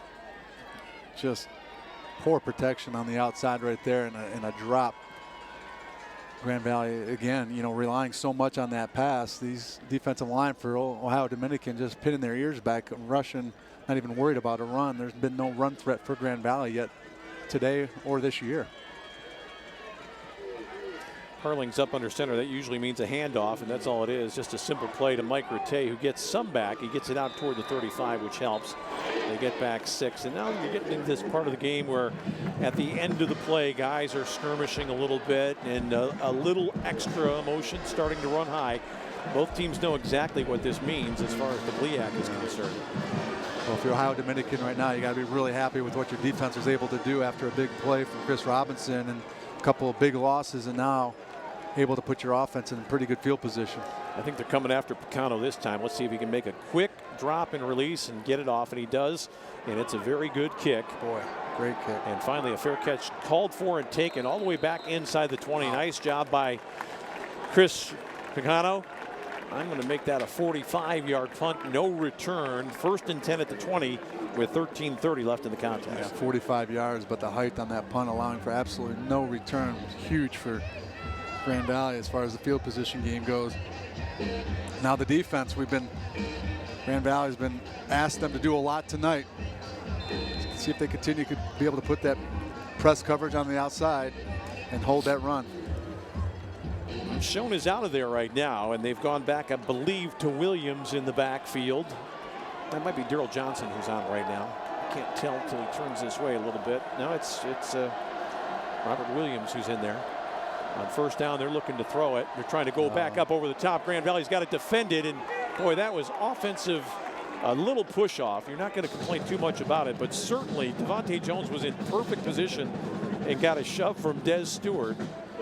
Let's see if we get it here. You'll get a good look right here. The shoulder fake right here. They try to double move on the outside. Devontae Jones not buying that at all. Great position. And what you didn't see there at the end of the play was Des with a little bit of a shove with that right arm to create some space, which you just cannot do. Sometimes they'll let the receiver touch the defender to feel where he is, but you cannot have any locomotion there. Grand Valley needs to make a play here on 2nd down. They finally do as the ball comes up over the 25. It's a nice pickup there for Robert Williams, a gain of about 6 in the play. So again, big 3rd down play coming up in the cool of the evening here in Allendale, Michigan. 3rd down and 4 as we approach the 13-minute mark. Nick McKnight comes into the ball game. They're looking for some more help out there. The clock has been rewound, and now Mark Miller will bring his team back to the huddle. Still no Schoen in this situation here. Looks to me like a passing down. 3rd and 4. Your backup running back is in there. You're deep in your own territory. This ball's got to be going up in the air. Watch for your slot receiver here in the middle. They ran it last time, and they go to the outside. Oh, good coverage. No flag. Oh! Late flag on the from outside. 80 yards down the field. I mean, come on. It was a questionable one. We we were looking for the flag because we saw the turn of the body, the left arm on that play, and it was good coverage, but yet a little bit maybe too tight. And I'm not going to say it wasn't pass interference, but when you tick, tick, tick, tick, flag, make a decision. You're thinking it's not going to happen, but it's going to be a pass interference call against Grand Valley. I think it was Hurst. I wouldn't say he didn't interfere here. He's right out there. Boy, there is not much there. That's a really soft call. And here's the guy who throws the flag with the coach right in his ear. He reaches for the pocket. That ball was beyond the receiver. I thought it looked less offensive when we saw the replay. The replay did look definitely less offensive than it did in live. But again, Grand Valley. Got to make your plays here, Lakers. And Grand Valley, they've got a man open, a little drop to the tight end for a 1st down across midfield. Nice little ball that time to Jared Butler, who they haven't gone to very much. And Bob, the old saying that we have, the tight end's always open, and he was wide open there. Well, I've had an opportunity to watch this kid all night before in the game. He's not a very athletic kid, doesn't really have great feet or good hands, but when you're that wide open, it was just a great play fake by Ohio Dominican. He's just going to catch the ball and start stumbling upfield for some positive yards. They're trying to run wide here. Grand Valley thought there was a hold. We heard some yelling at the booth across from us. It goes for 8 yards for Daryl Johnson. Or is that Williams, actually 21, not 20. Dunning chased over to make the play. Let's see where we see the hold. Mosley on the outside kind of got his jersey grabbed, his arm grabbed there, but no call there in the game. Grand Valley really with its back against the wall here. Second short situation. Great situation for Ohio Dominican to open up the playbook. They're running that bubble screen, and there he is again. Frank Benzie, you pass coverage beast, you. This guy's he's like he's playing zone defense in a basketball right here. He's just making great reads, getting his hands in every passing lane and knocking down balls. Second pass deflection of the day. Bob, you wouldn't say that Frank is svelte, but he does look to me to be in better shape this year. I was just going to say the exact same thing. He has definitely looked like he's dropped some weight from last year and looks like he's moving a lot better. Boy, man, Grand Valley really liked what he could do last year as far as stopping the run, something that they struggled with the year prior, and he did a great job, him and Matt Mosley in the middle last year. This year, I think dropping that weight has been able to have him be a little bit more effective in this pass rush game. Boy, they go right up the middle and third down, and they don't make it. Grand Valley throws them back, and this is a rugby scrum right here now. Both teams pushing from both directions. Fourth down. That couldn't have been fun for the guy holding on to the pigskin. Here's an interesting call for both teams right now. If you're Grand Valley, you continue to play safe, the same defense that you've been playing, and not just bend but not break situation. This is not good. Isaiah Dunning down at the bottom of the deck here, getting up slowly, and Grand Valley immediately trotting Dylan Hayward out there for the next play. Well, it's one of those things that when we were watching at that scrum, the whistles didn't blow very quickly. This forward motion was stopped. You're waiting for these officials to take control of that game and that scrum, and they can do that by blowing their whistle a little more quickly. Boy, this is not good for big Isaiah Dunning, who is a local. He's about as local as it can get around here. He's from Kennewa Hills, which is just up the road. He probably went farther on his daily trip to high school than he would have to do from his home to college. We hope he's not hurt too badly. Getting some attention right now down at the 40-yard line. It's going to be 4th and short. And I've noticed that they have ridden a fairly long way here in the second half without the services of the great running back Brandon Schoen. They've opted to go with Williams, and sometimes that's just the way coaches play it out. They'll have a back that's fresher for the second half, and they'll keep the fresher guy in there. But Schoen certainly was nicked up a little bit in the last quarter. Man, has only played 1 or 2 plays, I think, since then. Yeah, I mean, the running game hasn't been very effective, so maybe the other running backs are thinking better in pass protection, might be better pass receiving, so they might go opt for another guy. But here we are, 4th and short. Big play, obviously, in this ball game, and it's going to be an interesting chess match. Grand Valley is going to, again, continue to put pressure on the outside receivers, load up the box, force them to run. We'll see if they control those gaps and bring the linebackers as well and really risk it to try to make this a huge play for Grand Valley. Again, Ohio Dominican play action right now would open up things quite a bit. I think if you're Grand Valley, you still, with a 10-point lead, you have to play it a little close to the vest. You'd love to stop them here, but you don't have to necessarily stop him here. Well, they're going empty backfield, so that will take, unless you got a quarterback. I'm going to keep an eye on Abe Johnson out there in the slot to the top. He digs out. The wide receiver clears out. There's nobody out there over there with him right now. Who's going to guard him? They hand it inside. They stop the play. Wow. What a play made by Goldman. You called it. There was 2 receivers and a 2 receiver set on the top side with only 1 defensive back. Grand Valley didn't even bother bringing the guy over the outside, knowing that they were going to run that quarterback draw. Unbelievable. And this is the second quarterback who snuck in there, and Goldman chased him down and dropped Grant Russell. Wow, what a great job by Frank Benzie. Penetration in the middle, getting the initial hit on the inside. Great job, huge play. That's a turnover right there. That is a huge play, because I thought Ohio Dominican, a veteran team, smart team, got a lot of different options. Probably thought that we're going to take advantage of the situation here and make this one pretty easily. And instead, Grand Valley gets it back. 4 or 5 minutes off the clock could go a long way towards salting this one away. And back into the ball game right now. I think is that Spencer who's back on? It is. Little counter action for Kurt on first down, and Grand Valley is just not blocking well enough up front to make that play work the way it has worked in years past. And you can see the look on the face of Kirk Spencer saying, man, every time I look up, there's white shirts all over the place. Big Jim Walsh walking back to the line with his hands up, wondering he had his guy. Where's the pressure coming from? And this front just not doing a great job of clearing off those front four, and linebackers flowing freely, not getting up to the linebackers as well. Merte in the ball game right now. Parling has time, throws it out in the flat. It's caught by the tight end. Joe Worth has it near the 47-yard line. It's not going to be enough for a first down, but it's a very sizable pickup for the Lakers. And nice to see them looking to the non-traditional targets. Well, that's what he's going to have to do right now, trying to check off to his first or second targets and really take those 5, 6, 7-yard passing plays, trying to continue just to move the chains, not looking for that big play, but getting the ball out of his hands as quickly as he can, because Ohio Dominican's bringing pressure from all sides. You know, Chris Robinson's in there right now. He is the big back.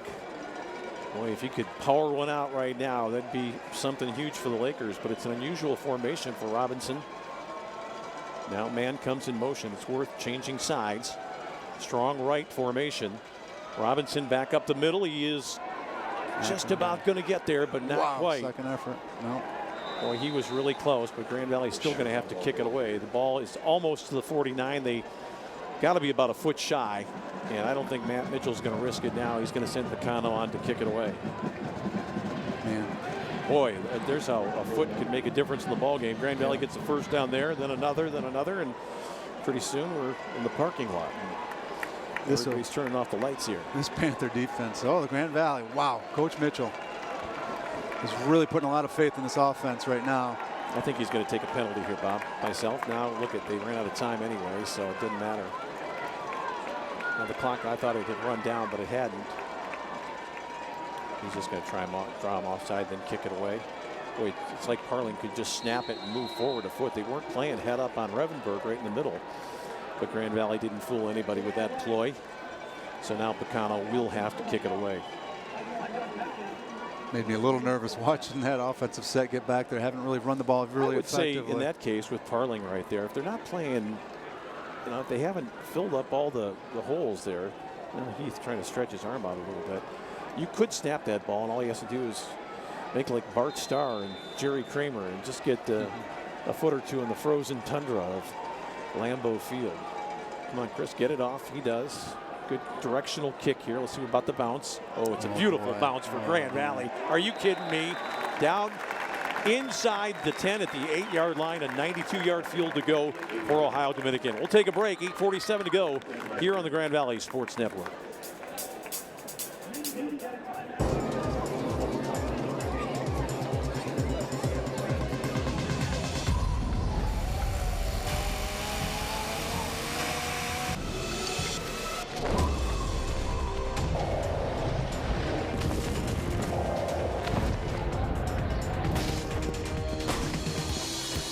Refreshment calls, Coors Light answers. Anybody else? Frost brewed Coors Light, the world's most refreshing beer. I was only 18 when I was diagnosed with cancer. I went from being an active, healthy teenager to becoming very sick very quickly. But thanks to the collaboration between researchers and my oncologist, I survived, and I'm now in remission. We were curious, could a checking account help fight cancer? We'll give $150 to Stand Up to Cancer and $150 to you when you open a new checking account with direct deposit and make 3 online bill payments at Fifth Third Bank, the Curious Bank. Now they're trying to make some noise down there in the end zone. The ranks have thinned a little bit here. I think it's because it's a touch cooler than we thought at the start of the ball game here tonight. But if you came to a ball game like this, why would you want to leave? Exactly. My point exactly. I think Chris Picano, though, read a great punt, pinning him inside the 10, is vying for MVP of this game tonight. That's the touchdown play they ran with Schoen, and this time they get about 4 or 5 up to the 13. Grand Valley will take that.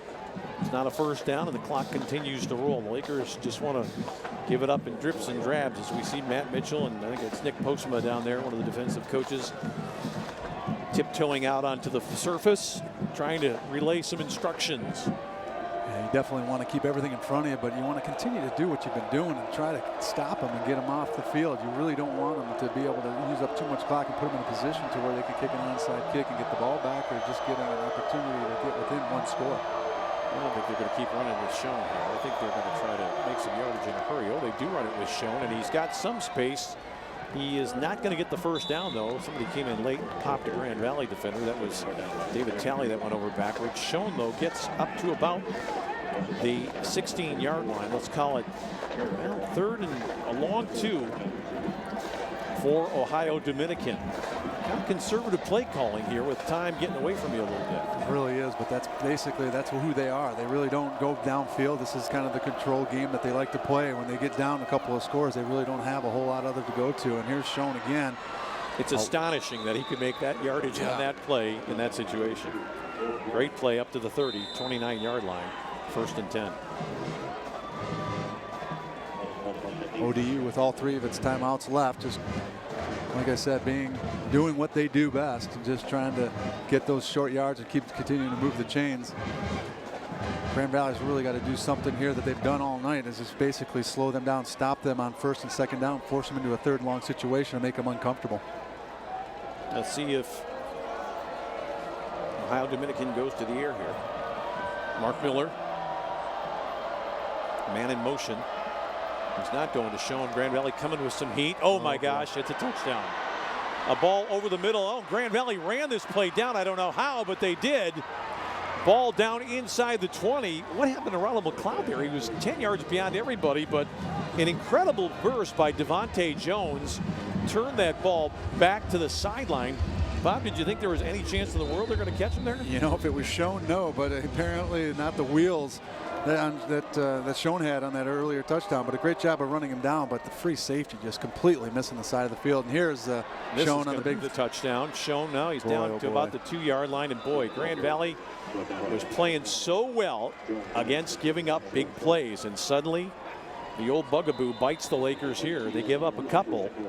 Go back to that pass play, though, Bob. In your mind, what happened there? I think it was just a broken coverage. There was supposed to be a free safety in the middle of the field, and somehow he escaped, went over to the over to the hash, or even outside the hash, left the middle of the field wide open. Just a breakdown in coverage. Well, this is going to be shown until the cows come home, and he just walks in. Grand Valley never got anywhere, and you see the big guy out, Ben Kofer, who is a massive guy playing on the left side, the left tackle. Just turned to Grand Valley defensive back right toward the sideline, and Schoen walks through. So Grand Valley just moments away from maybe icing this one. Now in a dogfight again as Schoen scores from 2 yards out. Well, we saw this last week. Grand Valley's defense playing great for 3 quarters and just getting a little bit worn down in this 4th quarter last week, as we saw Terrell Watson, the big 6'2", 240 running back from the Sousa Pacific, way down Grand Valley. And here in the 4th quarter again, Grand Valley's defense playing great for 3.5 quarters.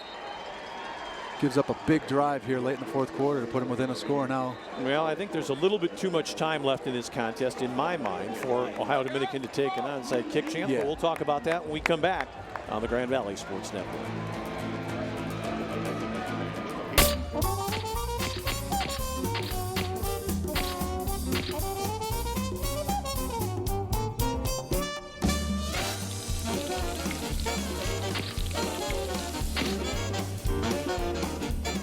For about the past 7 months, Ellie's been running really high fevers, anywhere from 101 to 105. I really appreciated that when Ellie was going through a lot of her health problems, that Dr. Duttler called me personally. I think it's important for parents to know that we really care about these kids just as we would care for our own children. Access to health is really an important part of being a medical home in primary care.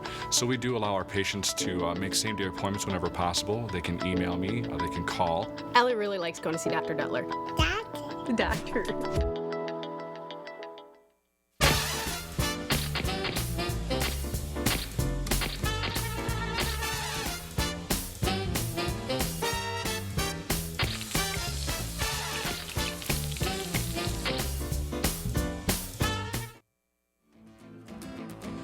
I was saying, Bob Mitchell, that I think Bill Conley has some faith in his defense here, but Grand Valley's got some hands people up near the front.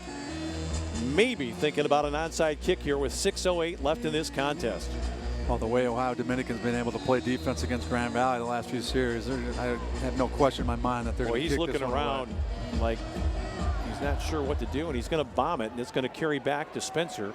who's going to take it at the 4. He's got a little bit of space.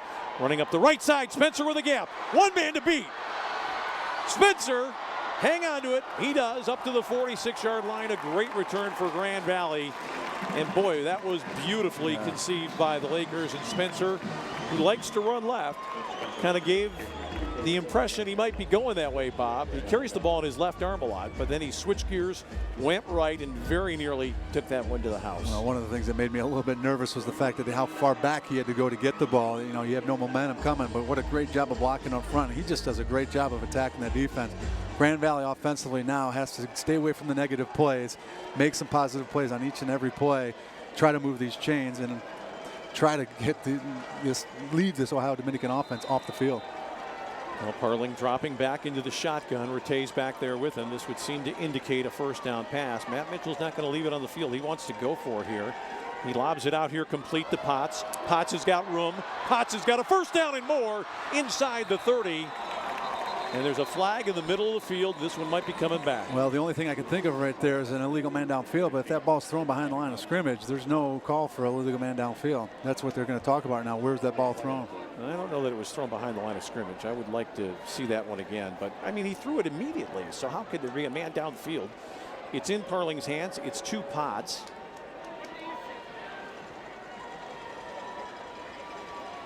How does a lineman get down the field illegally in that play? Personal foul. Offense number 78. 15-yard penalty from the previous spot. Personal foul. Where?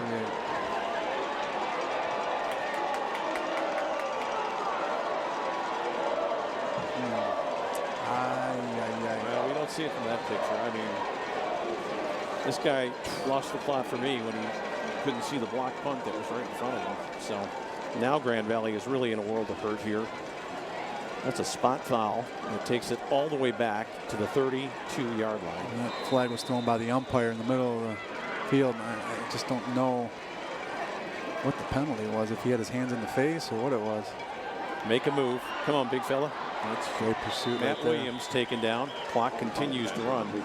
Just so many things here toward the end of this one that have not gone Grand Valley's way, and they are looking for some kind of break. Bob, I still think we have not seen a ball down the middle of the field really tonight for Grand Valley. We've seen long into the outside and kind of fades and over the top back shoulder throws, but if you could squeeze some people out of the middle of the ballpark, maybe. Heath has got to get rid of it. He does. That's a very risky play out there. It's caught by Joe Worth up to the 42-yard line, but there's just not much payoff in that particular play. I mean, you can maybe get some decent yardage, but how are you ever going to make a first down when you're going 2-3 yards at a time like that? You got it. Your passing game's completely horizontal. They're putting good pressure on the quarterback, so nothing can really get vertical. It's really been a slow passing game for this offense in the second half. The bubble screens worked in the first half, not really working in the second half other than the ones that we've seen to the tight end. But the big penalty brought that one back. Got to protect the quarterback here. Underneath it goes to Spencer. He's not going to get enough, I don't think. He's got some. So now Picano's going to come on again from the 50 and knock one away. And with about 4 minutes left in the game, if Grand Valley gets the punt off, Ohio Dominican's going to have a chance to win the football game. Wow. And with the kicker they have, they also have an opportunity to tie it as well. He really puts this game in perspective. There's really no wind showing right now, so that not being a factor, Grand Valley's defense is going to have to step up and play like it did in the first 3 quarters. Really try to force Ohio Dominican into 3rd and long situations, doing a better job on 1st and 2nd down. I wonder if they're coming after Picano now. They've got 8 up in position to rush. Picano's done a better job of getting the ball off. They're coming with some heat, and they very nearly got there, but it's a good punt. No fair catch called for. Kind of gutty there by Des Stewart, but it's going to be a long way to go. We'll come back with 3:39 remaining. Grand Valley trying to hang on for the victory tonight on the Lakers Sports Network. You learn something every single day at Grand Valley State University about who you are and who you can become, about where you've been and where you're going, about your goals and how to accomplish them. At the end of the day, you know what you want from life. Find it within yourself. Find it within Grand Valley State University.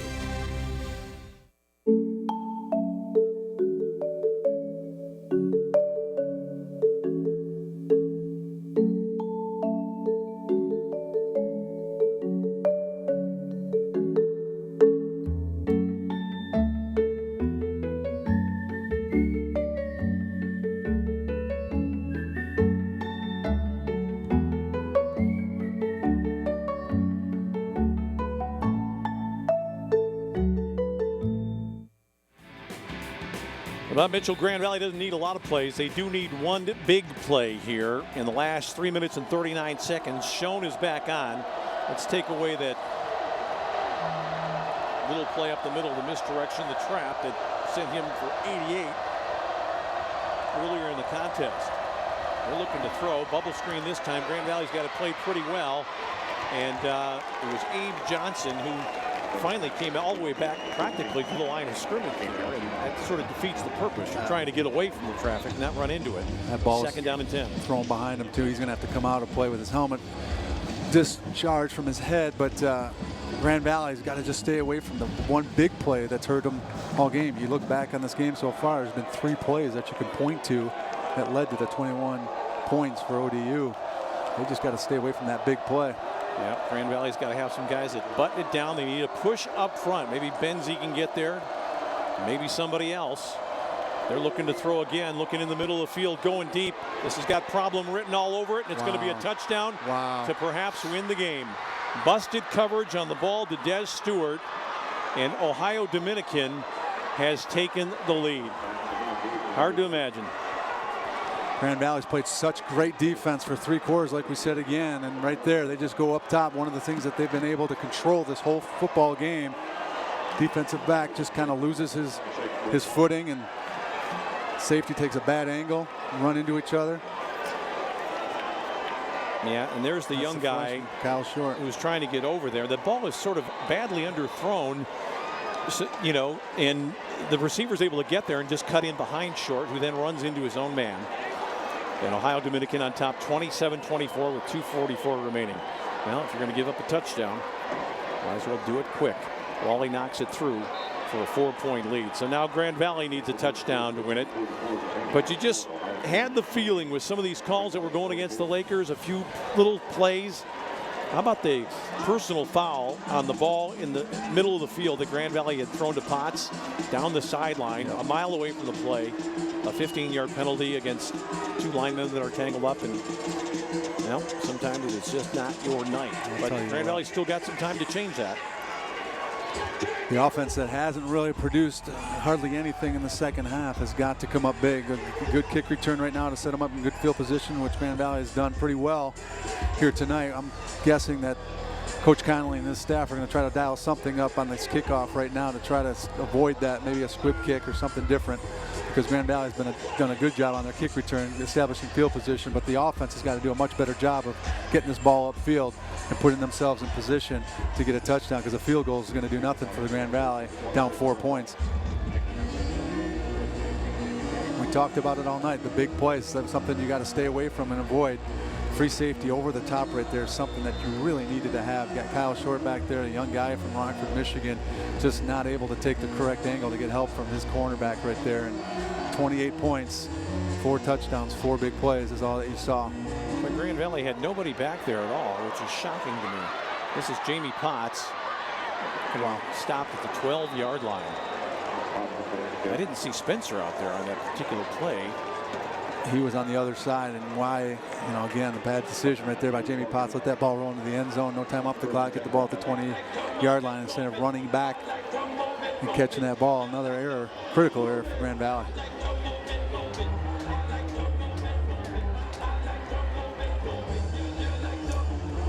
Well, Grand Valley will bring out Pitts and Potts. Rattay's in the contest. Also Miskell, who will be the slot receiver to the top of your picture. This is a pretty crafty bunch of guys for Ohio Dominican. You don't expect one of these defensive backs on their side to make a real grievous error. This ball is thrown in the flat, kind of intended for Joe Worth, and a lot of white bodies around there. Good job up front protection. Heath Parling with plenty of time. looking to his tight end, nothing there. Got to look off to his second or third option right there. Again, though, it's the horizontal ball there, Bob, and not something more direct that is going to pressure the Ohio Dominican defense. They get a little bit of a push on Parling. Now this ball's out to Jamie Potts. They went right through him, and that's going to be an interference. Wow. I got to believe that that time was a pretty good call with Datwan Harris going through the back of Jamie Potts. You saw it differently, Bob? I did. I thought that was great coverage. I thought he made great timing. We might get another look at this one. I just thought Jamie's head moved a little bit. I was watching his head, and his head kind of jolted before his balls made contact. Both That's officials 15-yard threw it from penalty. both sides, so Let's you see get a it. good look. Automatic first down. Maybe that left hand in there just a little bit early. Had good coverage. Didn't need to. Would have stopped him short of the first down, and the clock would have continued to roll. That is a penalty out to the 23-yard line. First down for Grand Valley. Still a long way to go. They're going to swing it out to Rattay. Miskell's not able to get the block. And again, you got those guys shooting through there. That time, the guy that made the play for Ohio Dominican was Austin Osborne, the linebacker. These defensive backs have done a great job of beating the one-on-one on the outside by these wide receivers. Grand Valley, like we talked about earlier, been really done a good job in the past of blocking downfield. And these defensive backs for Ohio Dominican has done a great job of making plays. And right there, Heath just kind of throwing into an area. They almost came up with something there. Potts was in a tight window, but that one was not too far out. But that's the kind of ball Grand Valley has to risk right now. They've only got 2 plays left in this game with about 2 minutes remaining. 3rd down and 11. But Grand Valley, which territorially has been really dominant all night, but in terms of big plays and a couple of bad mistakes, hurting themselves, and it's probably going to cost them the ball game. Parling tried to go to Joe Worth on the sideline. And again, just not enough space and not a lot of separation so far in the passing game for Grand Valley receivers this year, Bob. And that's the problem. We talked about it. We saw it last week. We're waiting for some of these wide receivers to step up big and make some big plays. And earlier in this game, some of the receivers are making some big plays. But right now, like you said, the horizontal or the vertical passing game has just been non-existent for the past 2 quarters. Last chance saloon here for Grand Valley. Need to get to about the 33-yard line. It's not going to happen. That's going to be a sack on Parling. That will end this game. And you really can't say too much about that because you know they're going to be coming there, and it's hard to defend in that situation. We'll see a couple of fall downs here for the visitors, and Grand Valley will go to 0-2 in the season with a game on the road at Ferris coming up next week. Scary thought for the Lakers, for Laker Nation right now. I mean, Grand Valley had this game well in hand through 3 quarters, looking very good defensively, offensively, controlling the tempo. In the last quarter, like last week, got away from them. And it's just a situation to where, whether it be depth is an issue or just not being mentally tough through 4 quarters, they've lost the last 2 games in the 4th quarter. And like you said, next week going to a very tough environment up in Big Rapids against Ferris State, who's beat Grand Valley in the last 2 years. It's a very uphill climb right now. Grand Valley, who's made the playoffs almost a habit over the last decade, is going to have a very, very tough hill to climb to try to find its way back there. Jones got it on 1st down. He's running outside. Now, why would he run out of bounds? He didn't quite do it, but it's kind of a reminder of the Hillsdale game a couple of years ago when they gave Joe Glendenning a chance to get that touchdown at the end when they were ahead, and it ended up costing them the football game. Grand Valley's going to spend some timeouts here. Grand Valley only has 1 more timeout, so I don't think you'll see anything too fancy here from Ohio Dominican, but it really doesn't matter. Point differential doesn't count for anything in this league, and Grand Valley's just going to have to regroup. But moving forward, Bob, we talk about Grand Valley, and it was apparent to us last week that we saw there wasn't a great deep threat on this team like the past 2 years, which makes everything a little bit more compressed, a little bit more difficult to operate. And you can't help but think that maybe that's had some effect on the passing game. Teams aren't worried about getting beat over the top. More guys in the box or close to the box. Which also affects the running game. And Grand Valley has been so balanced over the years. They've basically been a 50-50 ball club as far as yards and on the ground and yards in the air. And over 2 games, they've been so reliant on the passing game because they haven't been able to do anything on the ground, and it's really, hurting their passing game because Grand Valley has a deep threat. They can really roll up those corners and then have the safeties over the top and put the rest of the guys in the box. And thus far, Grand Valley hasn't found an answer. Well, if Grand Valley gets the ball back, I think Heath Parling's done for the night because I see Isaiah Graham's got the hat on. He's warming up rather hurriedly. But Grand Valley's out of timeouts right now. I'm not quite sure if they could fall down on it twice or if they would.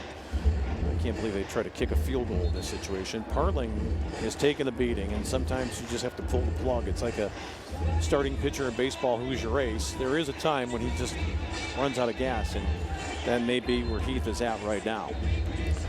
Well, Isaiah's got the big arm. We've talked about how strong and how big he is in the past, and he's been a guy who hasn't been afraid to put it into certain spots because of the confidence he has in his arm. And when you get into a situation where Grand Valley's at right now, they got to put the ball up and put it up deep.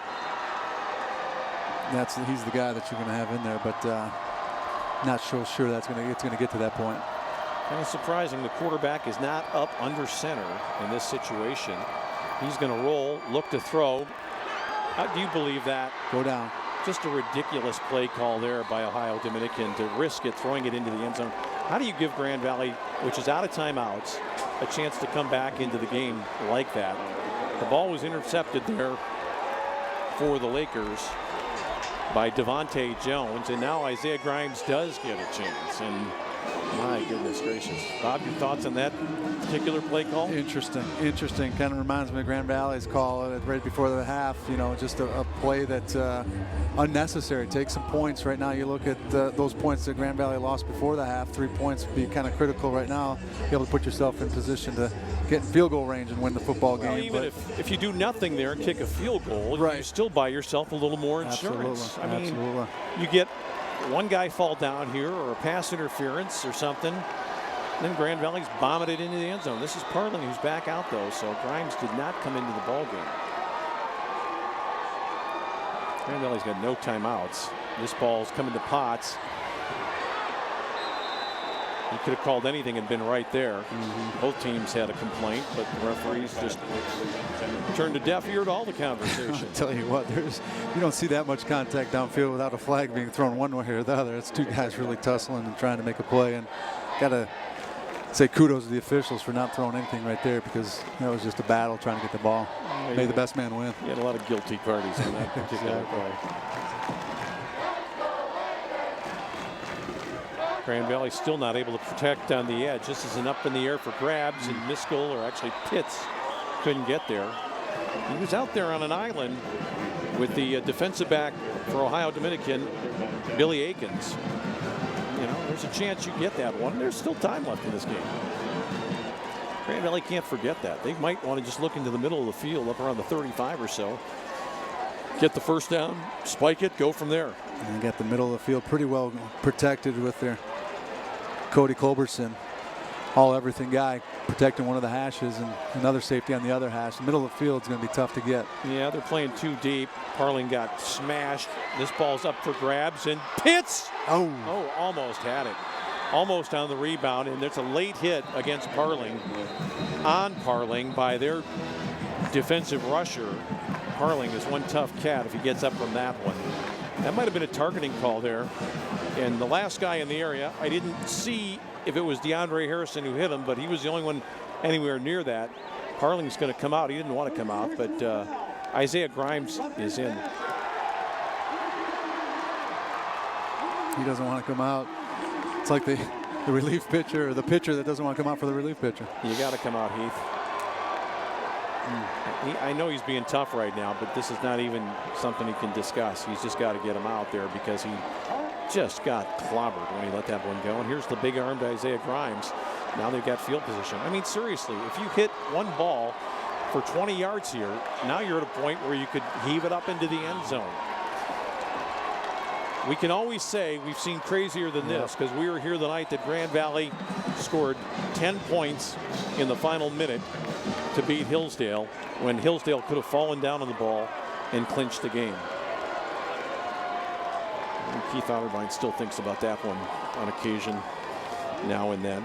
the one that got away and the alumni. I remember letting Coach Otterbein hear about that, but this is kind of eerily similar to last week. Grand Valley having opportunities to pull out of a win from the jaws of defeat. This guy can fly it up into the end zone from a long ways away, but he needs about 20 or 30 yards more. Isaiah Grimes in his first significant action of the year. He's big, he's got an arm, and that ball's got to be caught right there. Pitts got to come back to the ball. Went down kind of trying to make sure, but he stopped too soon and then couldn't reach back for it. But again, Bob, it's a long way over there, and that would have only been a pickup of about 8 or 10 yards. Well, I think it might have got the first down, stop the clock real quick, come up, spike it. You got to make those plays. If you can get 10 chunks at a time, give yourself an opportunity to throw it up into the end zone. Isaiah Grimes just got to relax and let it go. This ball's out here, and that's dropped by Miskell. Tried to run with it before he caught it. Well, that one was a good drop because I don't think he would have made it out of bounds. He wouldn't have made it out of bounds. He didn't have enough yardage. Exactly. So, how about somebody late coming out of the backfield? A little, not really a wheel route, Bob, but just somebody delaying a little bit, Rattay or somebody, and then trying to circle just in front of the linebackers. Sneak him out of protection would be a good call right now.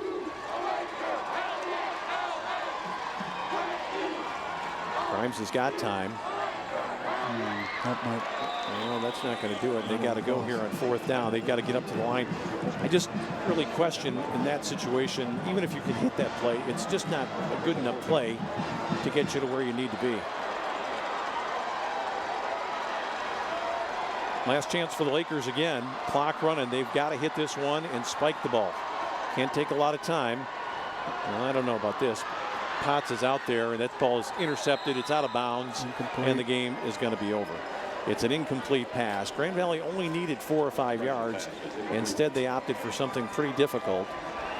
Wonder if Isaiah maybe just lost track of where he was and what he was looking for there, because there was really not much of a chance to get to Jamie Potts. But a disappointing defeat for Grand Valley here tonight, falling to Ohio Dominican by what will be a final score of 28-24. Grand Valley leading by 10 going into the 4th quarter. But again, we harken back to that one big play when Grand Valley looked like they were going to stretch it out. They had blocked the punt partially. Referee didn't see it that way, called a personal foul for roughing the kicker. One of 2 such calls that went against Grand Valley tonight, and that would do it. So Grand Valley will fall to 0-2 in the season. Ohio Dominican 2-0 now on the year after a win last week over Malone. Nice win for Bill Conley. Matt Mitchell runs over there to congratulate him. And it was a very good football game, and Grand Valley players being called back to shake hands. Some guys couldn't bear it, and they run off. Final comments, Bob? Well, you saw the stat right there. Grand Valley hasn't started 0-2 since 2000, and it doesn't get any easier heading up to Big Rapids next week. And we talked about it last week after a tough loss to Azusa. They got to regroup, come back. Grand Valley played a great game for 3.5 quarters, but they got to learn how to finish. They got to make adjustments and be able to make plays in the 4th quarter to win these type of ball games. There is a lot for Grand Valley to play for this season. They've got some tremendous defenders this year, and it's just 1 or 2 bad plays, a couple of bad things that happened to the Lakers, and they might just as easily be 2-0 this season. Absolutely. But a lot to go for. Anyway, that'll wrap it up for us here tonight. For our producer, director Bill Cuppy, and our entire broadcast crew on the Grand Valley Sports Network, I want to thank you for watching tonight here from Allendale, Michigan. For Bob Mitchell, I'm Tom Cleary. Once again, our final score here tonight in the season opener in Allendale, it's Ohio Dominican 28, Grand Valley 24.